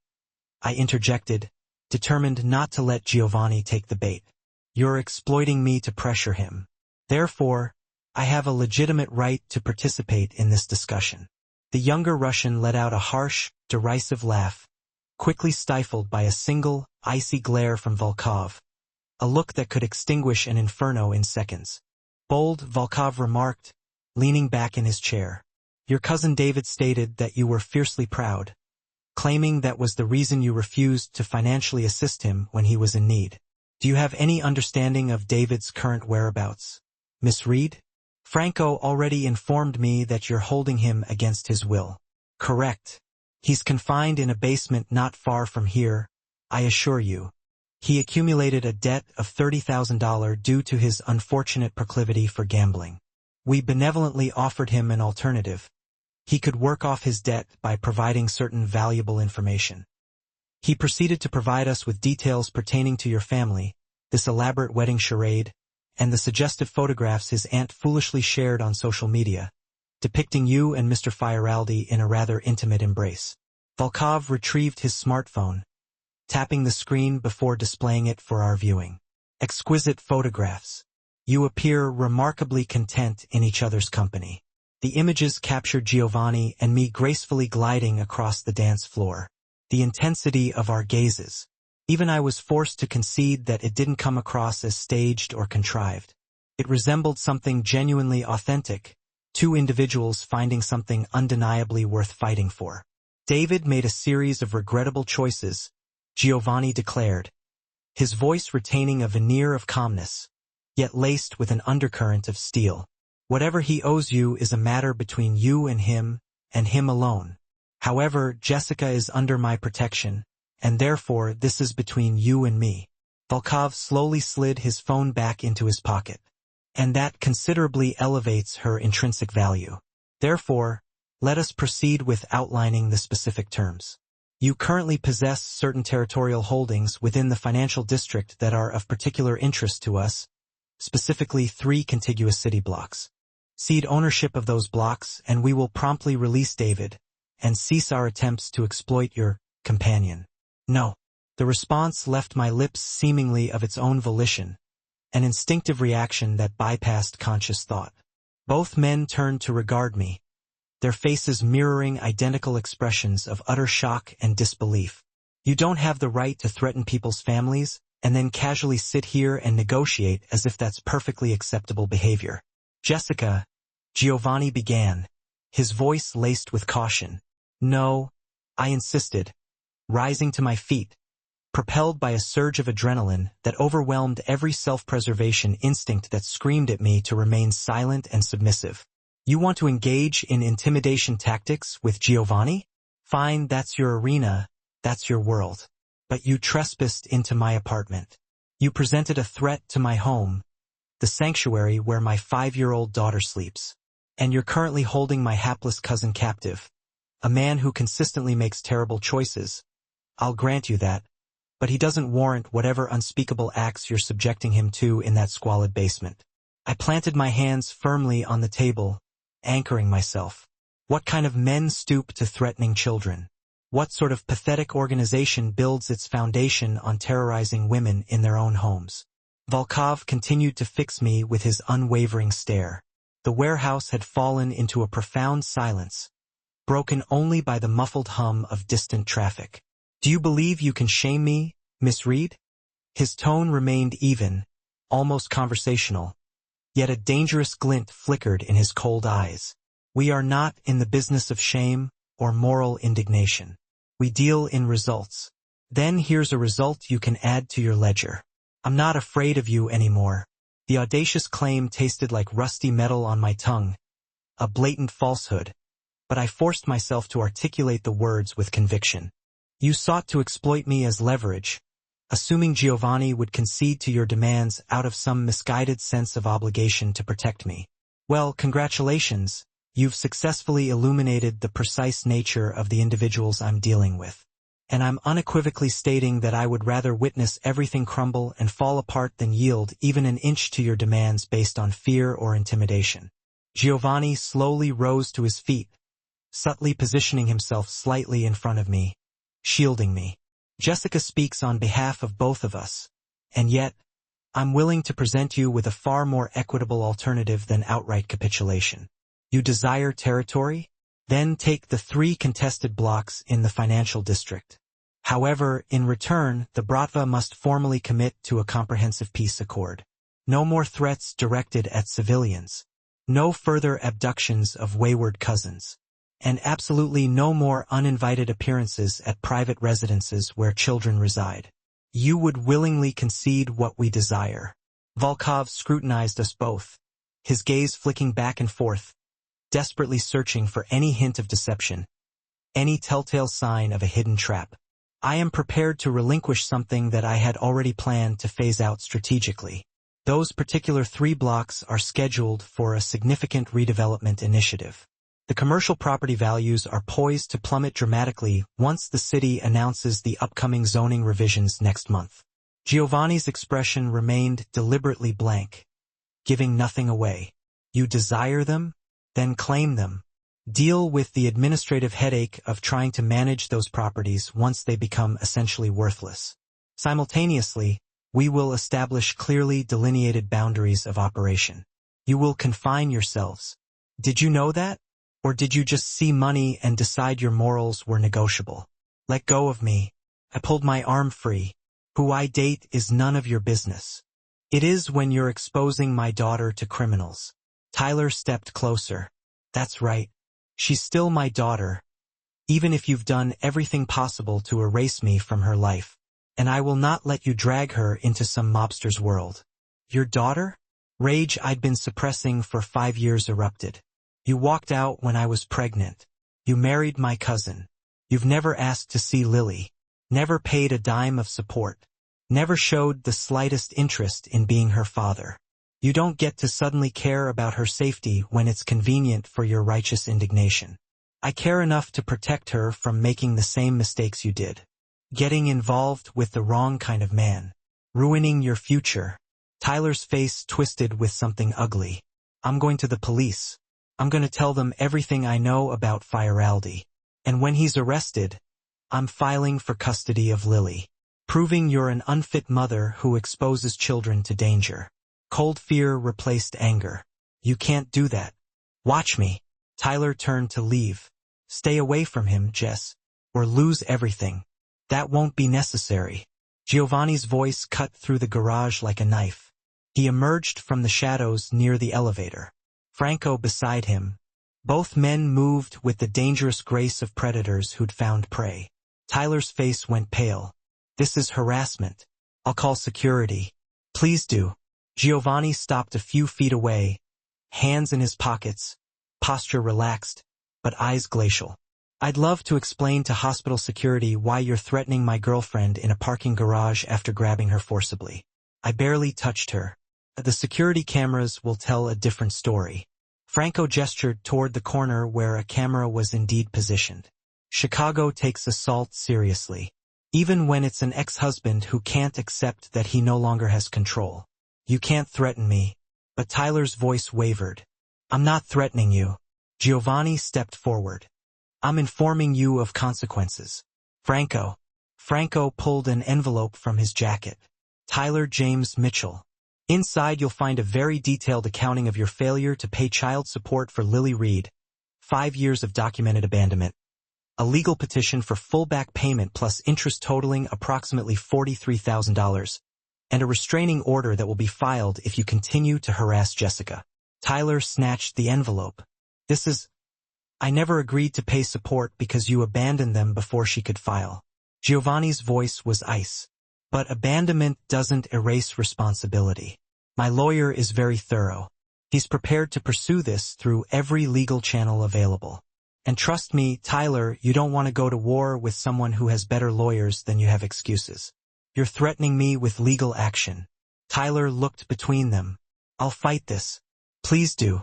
Giovanni smiled, and it was terrifying. Drag it through court. Let a judge examine your complete absence from your daughter's life. Let them see how you married Jessica's cousin 6 months after walking out on a pregnant woman. Let them decide who the unfit parent actually is. You can't. I can and I will. But here's an alternative. Giovanni's voice softened fractionally. Walk away. Leave Jessica alone. Stop pretending you suddenly care about Lily after 5 years of complete indifference. Do that and these documents never get filed. You go back to your life and we never have this conversation again. The silence stretched. Tyler looked at the envelope, then at me, then back to Giovanni. Fine. He threw the envelope on the ground. Keep her. Keep both of them. But when this all falls apart, don't come crying to me. He walked away, footsteps echoing through the garage. Giovanni waited until Tyler's car started and drove away before turning to me. Are you okay? I wasn't. I was shaking, adrenaline crashing through my system.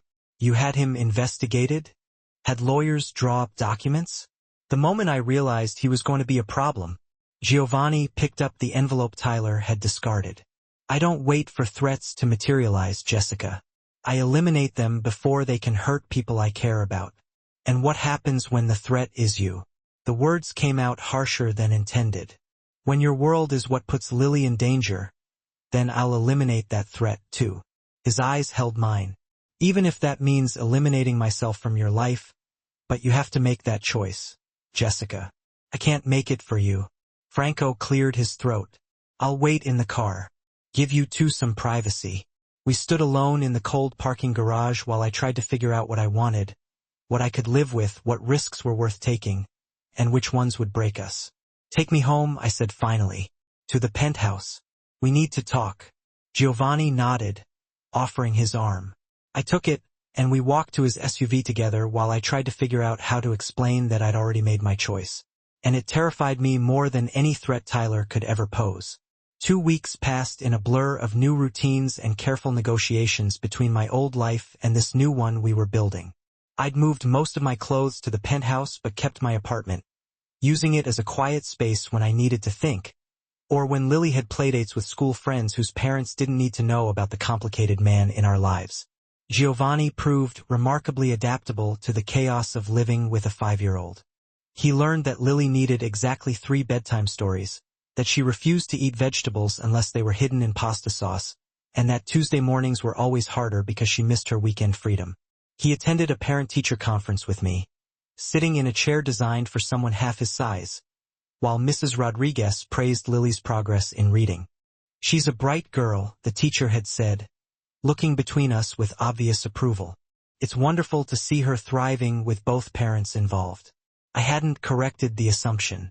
Neither had Giovanni. Camila adapted to the new arrangement with surprising grace. She continued watching Lily after school, but now one of Giovanni's drivers picked them both up and brought them to whichever location I was working from. The penthouse or occasionally my old apartment when I needed the familiarity. The driver, a quiet man named Anthony, who treated Lily like a beloved niece, became part of our extended family. "This is insane," Camila said one afternoon while Lily colored at the kitchen island. 2 weeks ago you were a single mom barely making rent. Now you're living in a penthouse with a man who has actual security teams. I know. I poured her tea, a ritual we'd maintained despite everything changing. "Does it make me a terrible person that I'm happy? It makes you human." She squeezed my hand. "But be careful, Jess. Happiness this sudden can disappear just as fast." My family's reaction had been more complicated. My mother called daily, torn between pride that I'd landed someone successful and concern about how little she actually knew about Giovanni. Lauren, however, surprised me by being genuinely supportive. She'd invited us to dinner Saturday night to celebrate her 32nd birthday at Giovanni's newest restaurant in River North. "I want to get to know him properly," she'd said when she called, "not as the mysterious man from Sophia's wedding, but as the person who's making my sister smile again." Saturday evening arrived with October cold that promised winter wasn't far behind. I dressed carefully in a forest green dress that Giovanni had insisted on buying despite my protests about him spending money on me. Lily wore burgundy velvet, her hair in braids that had taken me 40 minutes to perfect. "You look beautiful," Giovanni said when we met him in the living room. He wore charcoal gray, no tie, the top button of his shirt undone in that way that made him look simultaneously elegant and dangerous. "Both of you. Mr. Giovanni, are we going to your restaurant?" Lily bounced excitedly. "The one with the really good breadsticks?" "A different one. This one specializes in northern Italian cuisine." He crouched to her level. "But I made sure the chef prepared special breadsticks just for you." The restaurant, Fioraldi's River North, occupied a corner building with floor-to-ceiling windows overlooking the Chicago River. Warm light spilled onto the sidewalk, and even from outside, I could hear the gentle buzz of conversation and laughter. Giovanni had reserved a private dining room for the family dinner, giving us space away from the main restaurant. Lauren and her husband, Daniel, arrived first. My sister looked elegant as always, her dark hair styled in waves that probably cost more than my weekly grocery budget. But her smile when she hugged me was genuine. "Happy birthday," I said, handing her the gift I'd spent too long selecting, a first edition of her favorite childhood book that I'd found at a used bookstore. "Jess." She opened it carefully, eyes going wide. "This must have cost." "It didn't. I know a guy." I winked. "The important thing is you love it."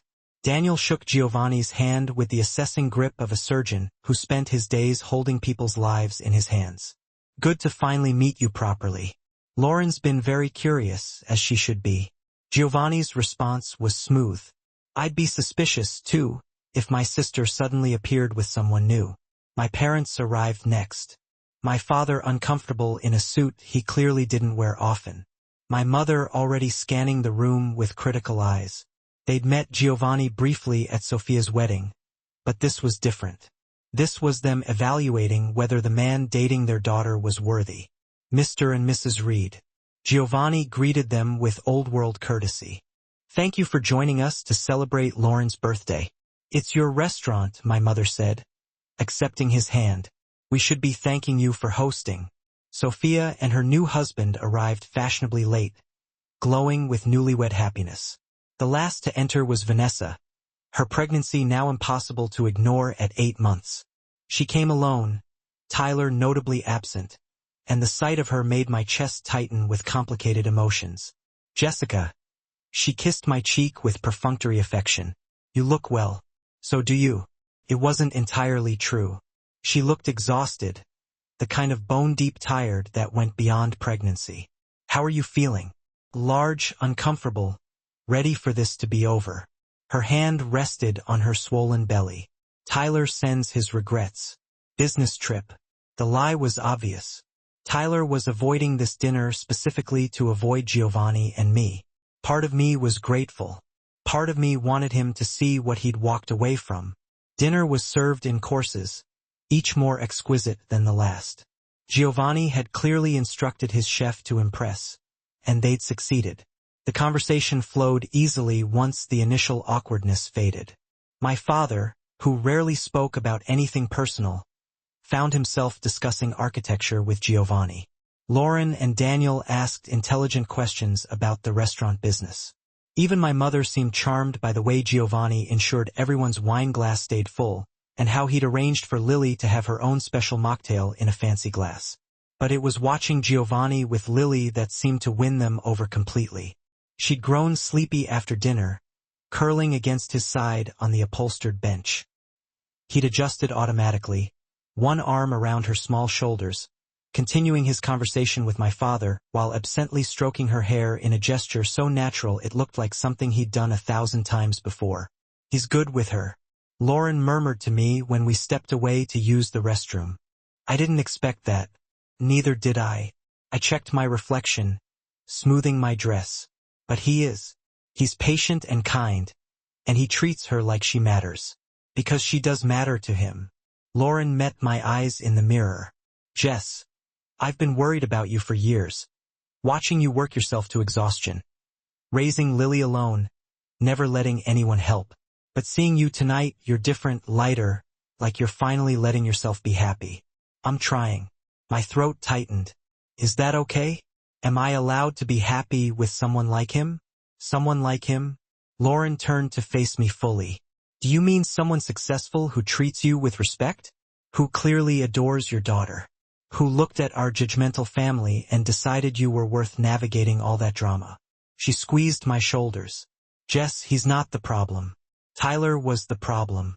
Mom's expectations were the problem. You thinking you didn't deserve better was the problem. We returned to find dessert being served, an elaborate tiramisu birthday cake that had Lily's eyes going wide with delight. Lauren blew out her candles surrounded by family. And for the first time in 5 years, I didn't feel like the outsider. I felt like I belonged. Vanessa left shortly after cake, claiming exhaustion. But before she went, she stopped beside my chair. I'm glad you're happy, she said quietly. I mean that. I thought I was taking something you wanted, but maybe you dodged a bullet. Tyler isn't. She stopped, one hand pressed to her side. He isn't what I thought he was. Vanessa, don't. She held up her hand. I made my choices. You made yours. I just wanted to say I see now that you got the better deal. She nodded toward Giovanni, who was showing Lily how to properly fold a napkin into a swan. Hold on to that one.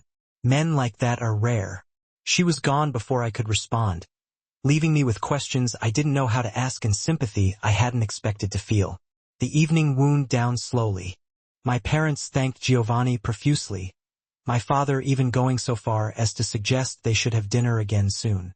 Sophia and her husband invited us to a double date. Lauren hugged me tight and whispered that she approved completely. We drove home through Chicago's glittering nightscape, Lily asleep in her car seat between us in the back of the SUV. Giovanni's hand found mine across the space, fingers lacing together in the darkness. Your family likes me, he said, sounding faintly surprised. They love you. There's a difference. I squeezed his hand. You charmed them, especially my mother, which I didn't think was possible. I had help. He nodded toward Lily. Hard to dislike someone when their daughters already claimed me as hers. Is that what she did? She told your mother tonight that I taught her to draw buildings and that she's going to be an architect like her mommy when she grows up. His voice carried warmth I was learning to recognize. Then she announced that I was her favorite grown-up after you and Camila. My heart cracked open a little wider. Giovanni, I know what you're going to say. That we need to be careful. That she's already too attached. That if this doesn't work out, she'll be devastated. He looked at me in the dim light from passing street lamps. But Jessica, what if it does work out? What if this is what it looks like when 3 people accidentally become a family? I didn't have an answer to that. But watching him carry Lily upstairs later, tucking her into bed with the practiced care of someone who'd done it before, I started to believe that maybe, just maybe, we were building something that could last. That night after Lily was asleep and the penthouse was quiet, Giovanni found me on the terrace overlooking the lake. Thank you, he said, wrapping his arms around me from behind, for letting me into your life, for trusting me with her, for giving us a chance, even when every logical reason said you shouldn't. Thank you for making it impossible not to. I leaned back against his chest. For the past 2 weeks, for tonight, for every moment you prove that fairy tales might actually exist if you're brave enough to believe in them. We stood there watching Chicago's lights reflect off the water, and I let myself imagine a future where this wasn't temporary, where the man holding me wasn't just someone I was falling for, but someone I'd already fallen for, where my daughter would grow up with a father figure who chose to be there instead of one who'd walked away.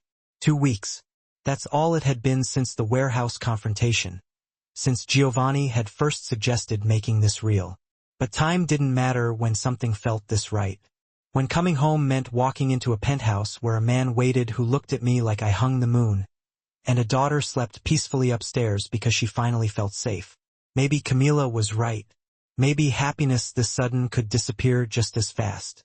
But tonight, wrapped in Giovanni's arms under Chicago's October sky, I decided that risk was worth taking because some things, some people were worth fighting for. And Giovanni Fioraldi, with his dangerous world and gentle hands, and the way he loved my daughter like she'd always been his, was absolutely worth it. The following Saturday evening arrived with a crispness that promised Chicago's winter wasn't far off. 3 weeks had passed since Sophia's wedding. 3 weeks that felt simultaneously like a lifetime and no time at all. Giovanni had insisted on hosting a formal dinner at his flagship restaurant in the Gold Coast, Fioraldi's on Astor, to celebrate what he cryptically called new beginnings. I'd learned over the past weeks that Giovanni's idea of formal meant reserving the entire second floor of his most exclusive establishment, the one with a Michelin star and a 6-month waiting list for reservations, the one where even Chicago's elite had to call in favors to secure a table. You didn't have to close the whole floor, I'd protested when he told me his plans. I wanted privacy for what I have planned. His expression had been unreadable, that particular mask he wore when he was hiding something. Trust me. So, here I stood in the penthouse bedroom we now shared, zipping Lily into a velvet dress the color of burgundy wine, while trying to calm the butterflies rioting in my stomach. Something about tonight felt different, significant in ways I couldn't quite articulate. Mom, you're going to mess up my hair. Lily squirmed away from my fidgeting hands. Dr. Giovanni said I have an important job tonight, and I need to look perfect. An important job? I straightened her collar. What kind of job? It's a secret. Her blue eyes sparkled with the particular joy of a 5-year-old entrusted with classified information. But it's a really good secret. The best secret ever. Giovanni appeared in the doorway, devastatingly handsome in a charcoal suit that probably cost more than my old car. His amber eyes swept over us both with open appreciation. My 2 favorite people looking absolutely beautiful. He crouched to Lily's level. Are you ready for your special assignment tonight? Yes. She bounced on her toes. I practiced all week, like you said. Practiced what? I looked between them suspiciously. You'll see. Giovanni stood, offering me his arm. Shall we? The restaurant glowed like a jewel box when we arrived. Warm light spilled through tall windows, illuminating tables set with pristine white linens and crystal that caught the light like captured stars. But the second floor, our floor for the evening, had been transformed into something beyond a simple dinner setting. String lights were woven through the exposed brick walls. Candles flickered on every surface, and in the center of the space, a single long table had been set for 15 people, each place setting marked with a handwritten card in elegant script. My family was already there. My parents stood near the windows, my father pointing out something in the Chicago skyline to my mother, who actually looked pleased rather than critical. Lauren and Daniel chatted with Sophia and her husband near the bar. Even Vanessa had come, her pregnancy now impossible to ignore at nearly 9 months, looking exhausted but present. Jessica. Sophia rushed over to hug me, glowing with newlywed happiness. I'm so glad you're here. Giovanni said this was important. I don't actually know what this is, I admitted. That's because you're terrible at letting people surprise you. Lauren joined us, kissing my cheek. Just relax and enjoy whatever Giovanni's planned. Knowing him, it'll be spectacular. Camila emerged from the kitchen entrance, her presence surprising me. You didn't think I'd miss this, did you? She hugged me tight. Giovanni called me 3 days ago, said I needed to be here for something special. Everyone's conspiring against me, I muttered, but couldn't help smiling. Franco was the last to arrive, accompanied by his wife Maria, whom I'd met twice before. He gave Giovanni a subtle nod that seemed to communicate something important before taking his seat. If everyone could sit, Giovanni announced, his voice carrying that natural authority that made people listen. We have much to celebrate tonight. The meal began with courses that showcased the chef's mastery. Each dish was explained by Giovanni himself, who moved between his role as host and restaurant tour guide with practiced ease. He'd seated me at the head of the table, himself to my right, Lily to my left. My family surrounded us, filling the space with conversation and laughter that felt genuine rather than obligatory. Halfway through the main course, my mother leaned across the table. Giovanni, this is extraordinary. Jessica's very lucky to have found someone so accomplished. I'm the lucky one, Mrs. Reed. Giovanni's hand found mine under the table.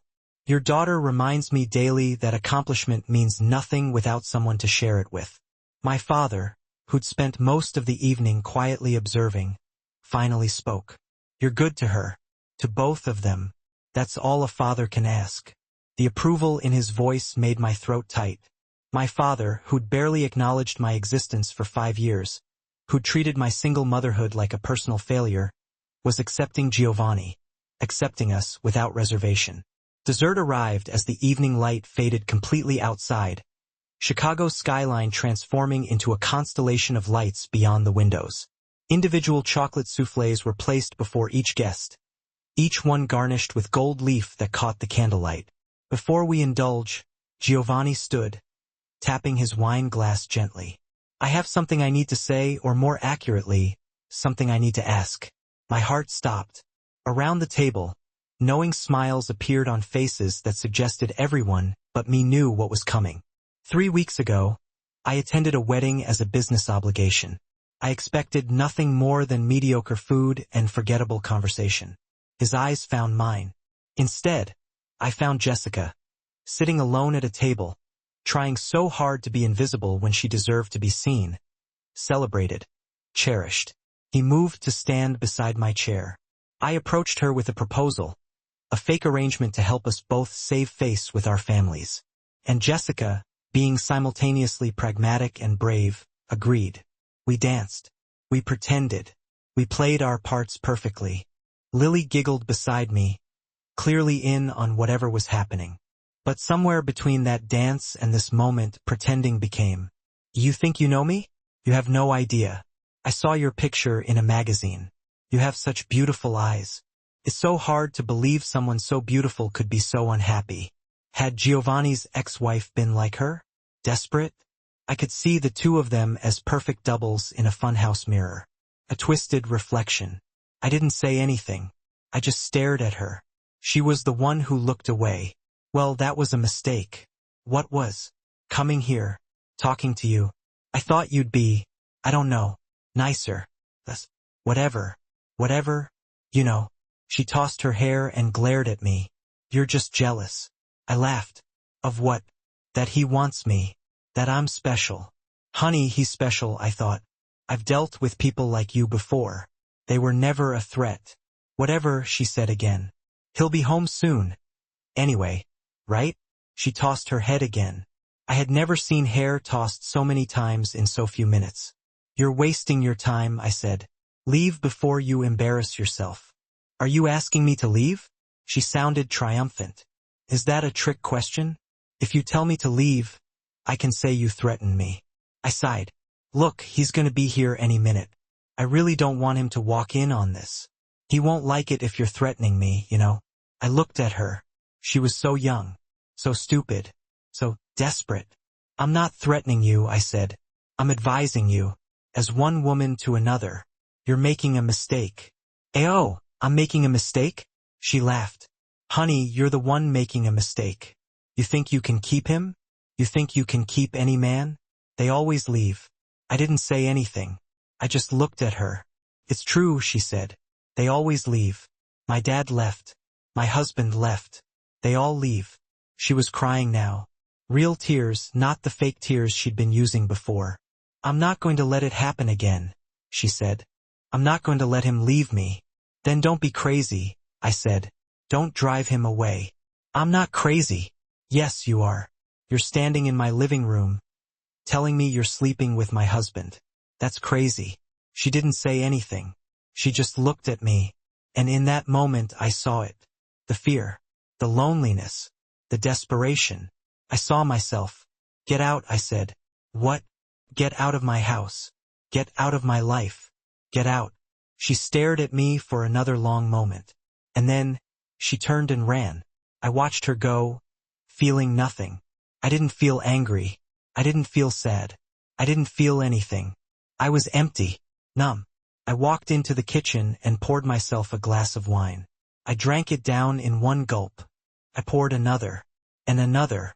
I didn't stop until the bottle was empty, and then I passed out. Did you need that? Or were you simply looking at the money and thinking you could bend your principles for it? Get your hands off me. I yanked my arm away from him. Who I choose to go out with is not your problem. It becomes my problem when you start exposing my little girl to criminals. Tyler closed the space between us. That's right. She's still my daughter. Even if you've done everything you possibly could to try to erase me from her life. And there is absolutely no way I'm going to sit back and watch you drag her into some mobster's world. My daughter? The rage that I had kept down for 5 years just exploded. You walked out on me when I was pregnant. You went and married my own cousin. You have never once asked to see Lily. You've never given me a single red cent in child support. You've never even shown the slightest bit of interest in being a dad to her. So, you do not get to suddenly pretend that you care about her safety just because it's convenient for your so-called righteous indignation. I care enough to keep her from repeating your mistakes, like getting all tangled up with the wrong type of guy, completely ruining your future. Tyler's face just twisted up with this ugly look. I'm going to the cops.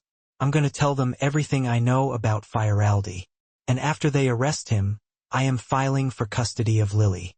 I'm going to prove that you're an unfit mother who puts her child in danger.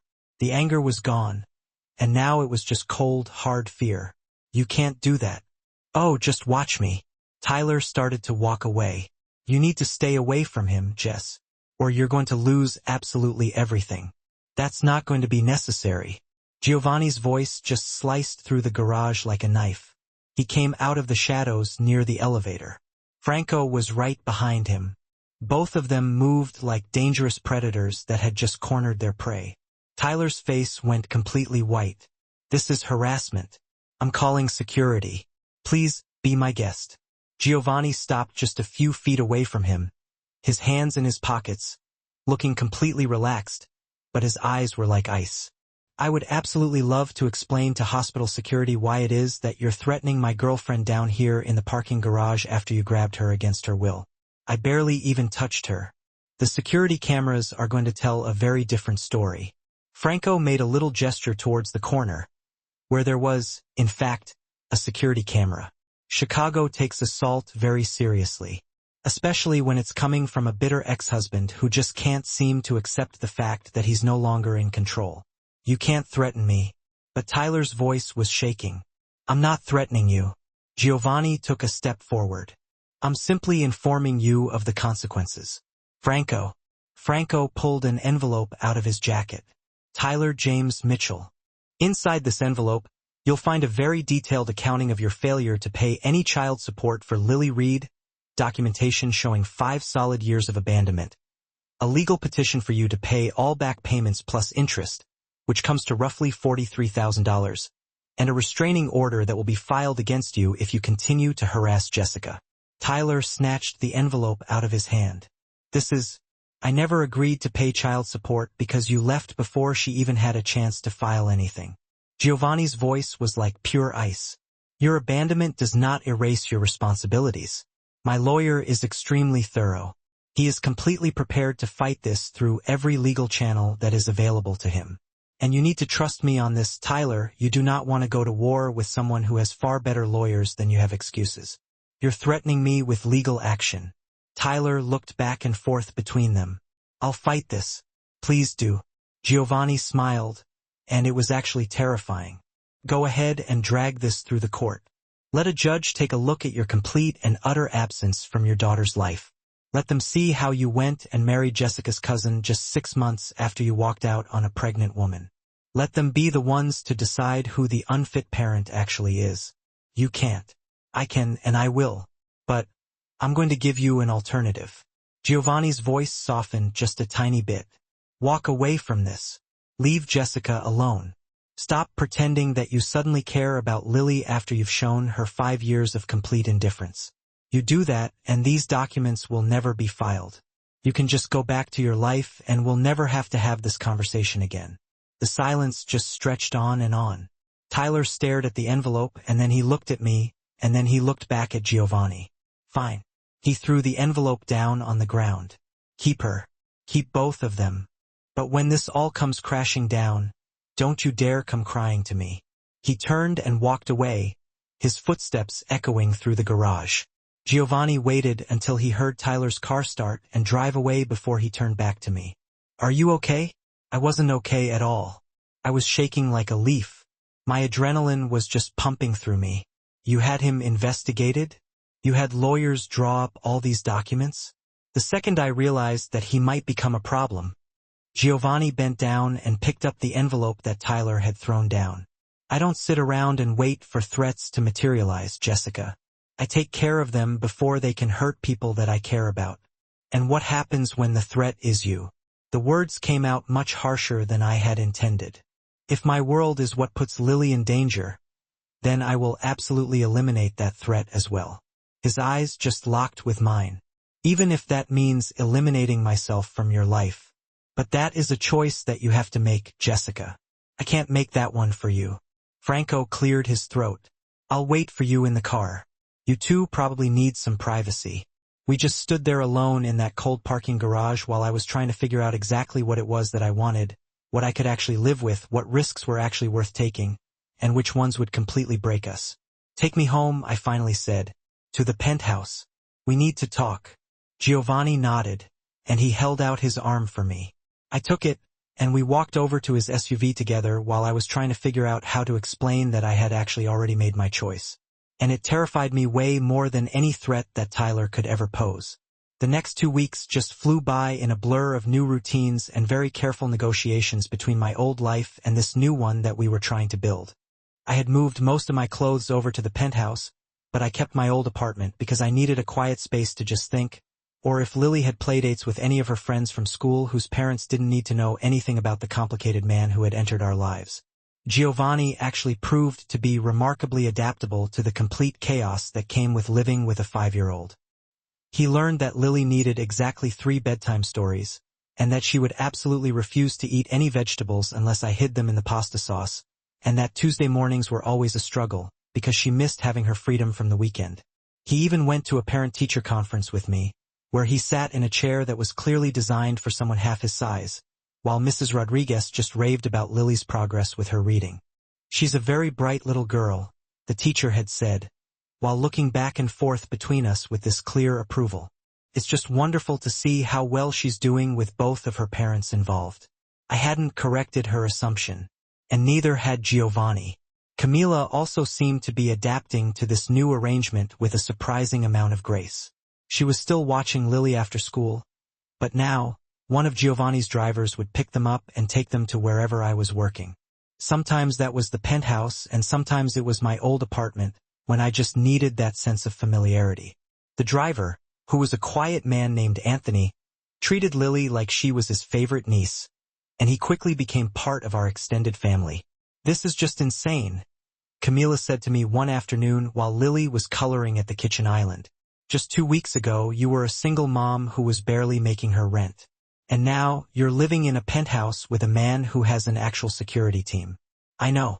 I poured her a cup of tea, which was a ritual that we were determined to maintain, no matter how much everything else was changing. Does it make me a terrible person that I'm actually happy about this? It just makes you human. She reached over and squeezed my hand. But you need to be careful, Jess. Happiness that the arrangement had blossomed into a real relationship, and I had fallen, completely and irrevocably, in love with this woman.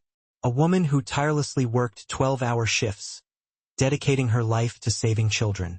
A woman who was raising an incredible daughter with such grace and a wonderful sense of humor. A woman who stood her ground in a warehouse and fearlessly told a Russian mobster that he couldn't threaten kids in her city. Tears were already streaming down my face, an unstoppable flow.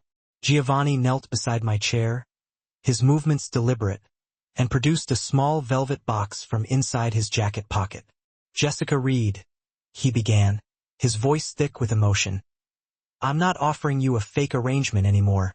I'm offering you something real. Everything real. My world, my heart, my protection, my family name.